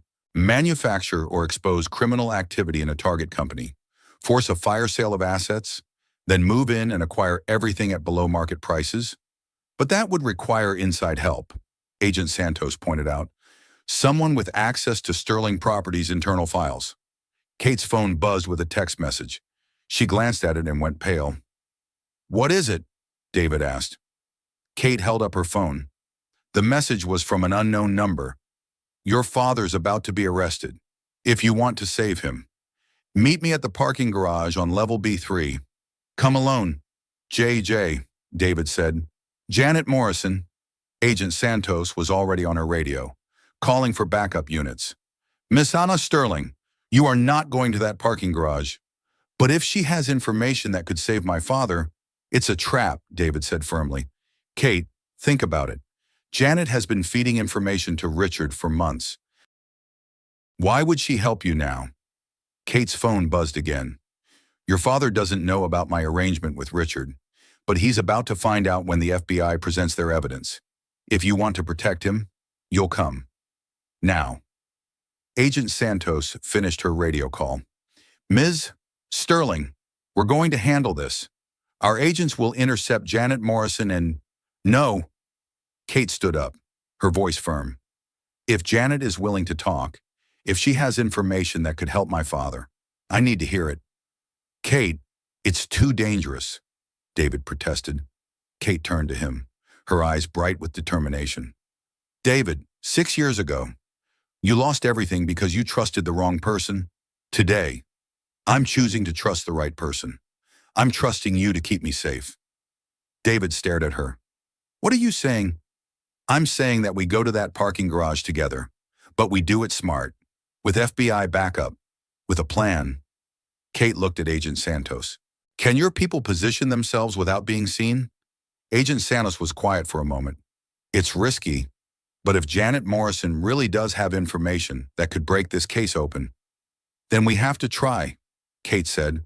For my father, for David, for everyone who's been hurt by this conspiracy.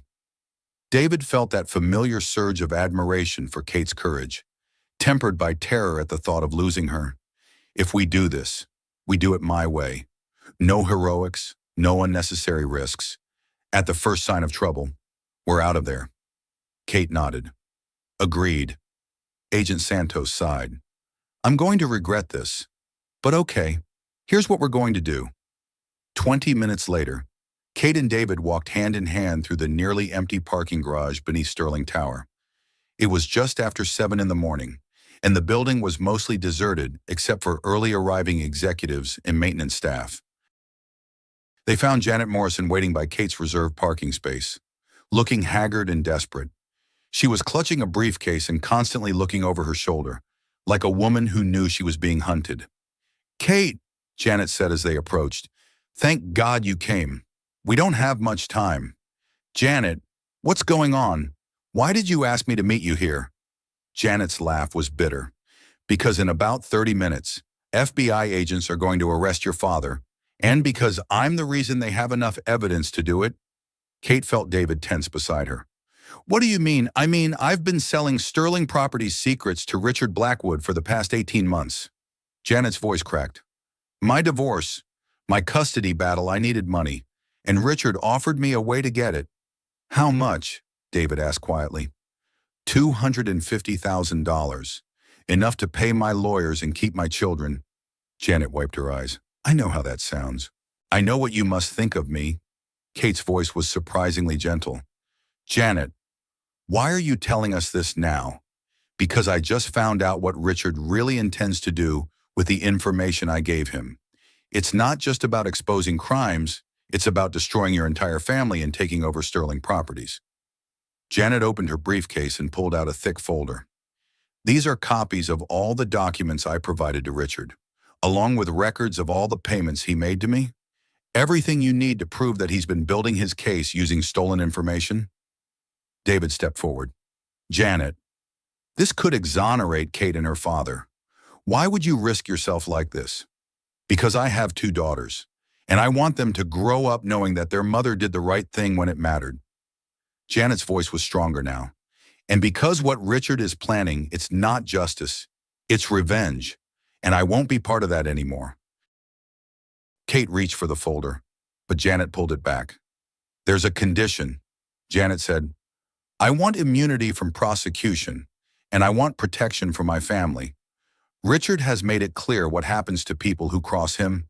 We can't guarantee immunity, David said, but we can guarantee that the FBI will hear your story. Janet looked between them, weighing her options. And if I don't cooperate, if I just walk away right now, then you spend the rest of your life looking over your shoulder, Kate said. Janet, Richard Blackwood doesn't leave loose ends. If he's willing to destroy my family to get what he wants, what do you think he'll do to you once you're no longer useful? Janet's face went pale. You're right.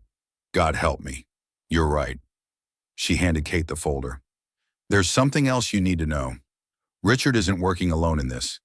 He has a silent partner, someone with enough money and influence to make this whole operation possible. Who? David asked. Janet took a deep breath. Amanda's father, Harrison Hartwell. He's been funding Richard's investigation from the beginning. The revelation hit Kate like a physical blow. Amanda's father is behind this. Harrison Hartwell has been trying to buy Sterling Properties for years. Your father always refused to sell, so Harrison decided to destroy the company instead, force a bankruptcy. Then buy the assets for pennies on the dollar. David's mind was racing. And Amanda, does she know about her father's involvement? I don't think so. She seems genuinely shocked by Richard's behavior. But Harrison definitely knows about the domestic violence, and he doesn't care. He's told Richard to keep Amanda in line by any means necessary. Kate felt rage building in her chest. That bastard. He's using his own daughter. Kate, David said urgently, if Harrison Hartwell is involved, then this conspiracy goes much deeper than we thought. We need to get this information to Agent Santos immediately. Janet nodded. There's a memory stick in the folder with digital copies of everything. Banking records, email communications, recorded phone calls, everything you need to prove the conspiracy. As Kate reached for the memory stick, the sound of footsteps echoed through the parking garage. All three of them turned to see Marcus Webb emerging from behind a concrete pillar. Flanked by two men in expensive suits who looked more like bodyguards than lawyers. Well, well, Marcus said, his voice carrying clearly in the confined space. Janet Morrison, the gift that keeps on giving. Though I have to say, I'm disappointed. Richard and I trusted you to be discreet. Janet backed away, fear written across her face. Marcus, you decided to develop a conscience. Marcus's smile was cold. I'm afraid that's not acceptable. Janet, not at this stage of the game. David stepped protectively in front of Kate. Marcus, this is over. The FBI knows about your conspiracy. It's time to cut your losses. The FBI knows what we've allowed them to know, Marcus replied. And after today, they'll know that you and Kate are guilty of multiple federal crimes. As for Janet, he gestured to his companions. Well, Janet is about to have a very unfortunate accident. One of the men reached inside his jacket, and David realized with horror that they were carrying weapons. Kate, run, David said quietly. But before anyone could move, the parking garage was suddenly flooded with light as FBI agents emerged from behind cars, from stairwells, from elevator alcoves.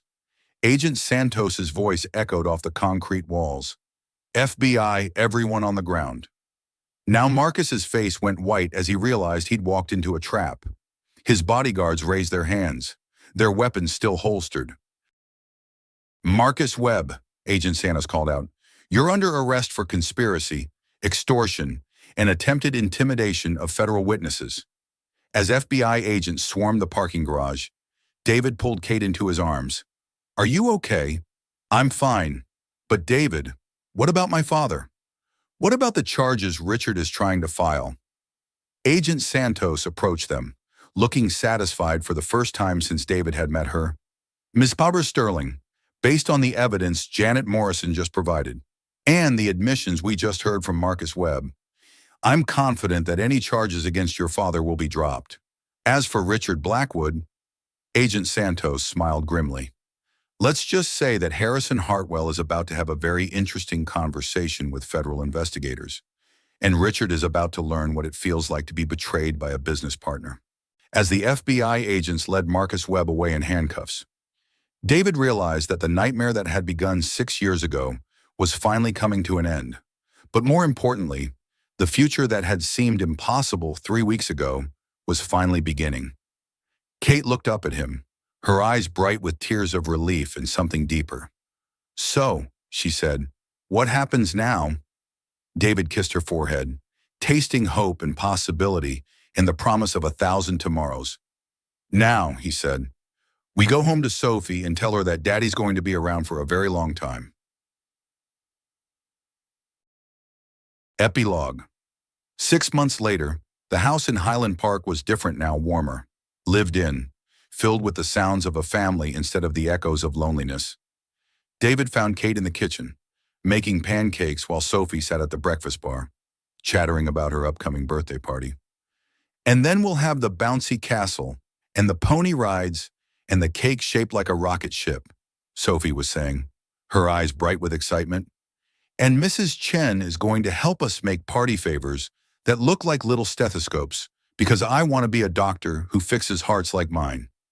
Kate caught David's eye over Sophie's head, and he saw the love there for him, for Sophie, for the life they'd built together out of the ruins of their separate pasts. Sophie's surgery had been a complete success. The doctor said her heart was now as strong as any other 8-year-old's, and the scar on her chest was fading to a thin white line that she wore like a badge of honor. David's architectural firm, Morrison and Associates Redux, as Sophie had named it, was growing steadily. Kate had invested in the business as a silent partner, and David was discovering that building beautiful things again felt like coming back to life. Sterling Properties had been completely restructured. William Sterling had pleaded guilty to multiple charges and was serving a reduced sentence in a minimum security facility. Kate had sold off the company's questionable assets and used the proceeds to compensate the families who'd been harmed by her father's business practices.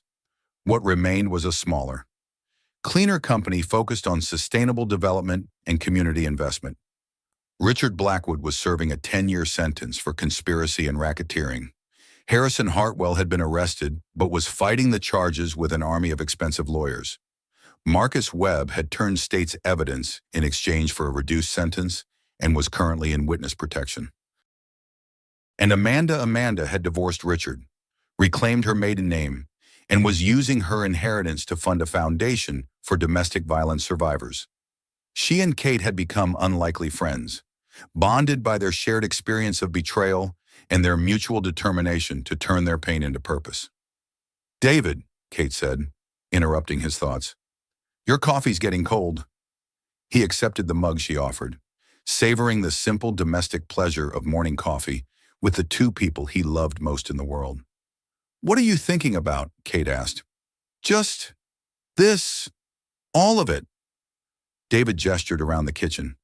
6 months ago, I was fixing elevators and wondering how I was going to pay for Sophie's surgery. Now you're designing buildings again and wondering how we're going to fit everyone we want to invite to Sophie's birthday party in the backyard," Kate finished, smiling. Sophie looked up from her pancakes.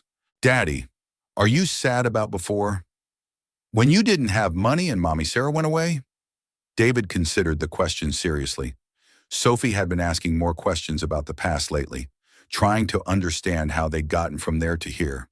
"I'm not sad anymore, little bird. I learned something important from those hard times." "What did you learn?" "I learned that the worst thing that ever happened to me led to the best thing that ever happened to me." Sophie tilted her head.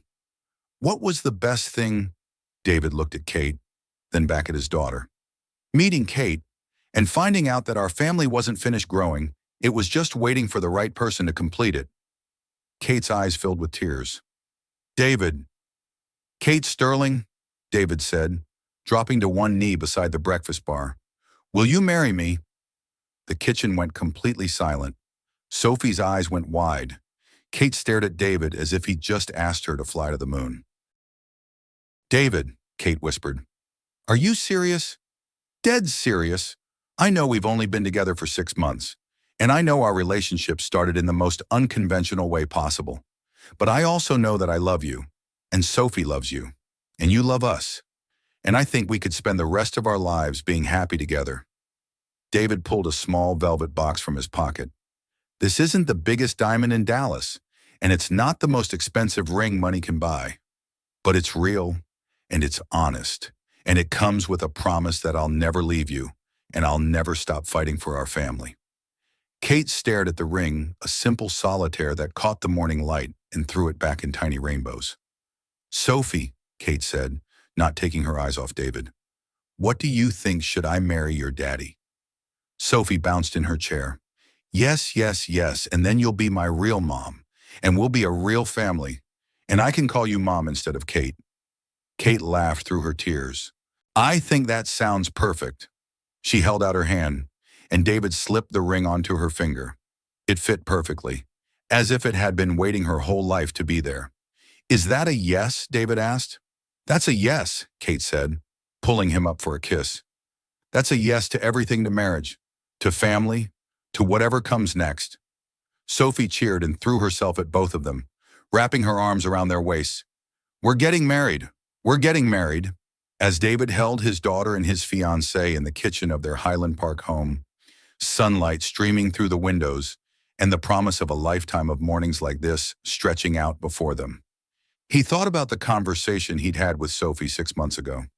Sometimes people need someone to stand beside them, even when they're strong enough to stand alone. He'd been talking about Kate then, but he realized now that it applied to all of them.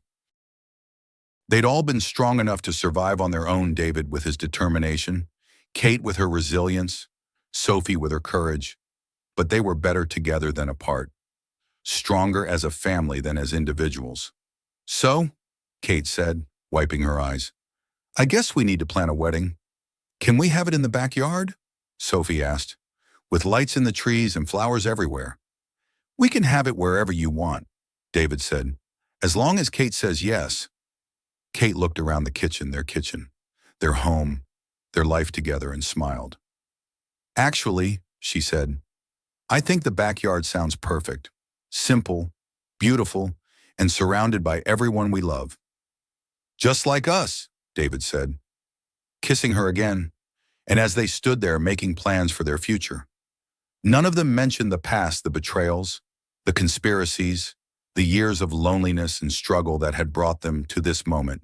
Because sometimes the most important thing isn't how a story begins, but how it chooses to end. And this story, David knew, was choosing to end with love.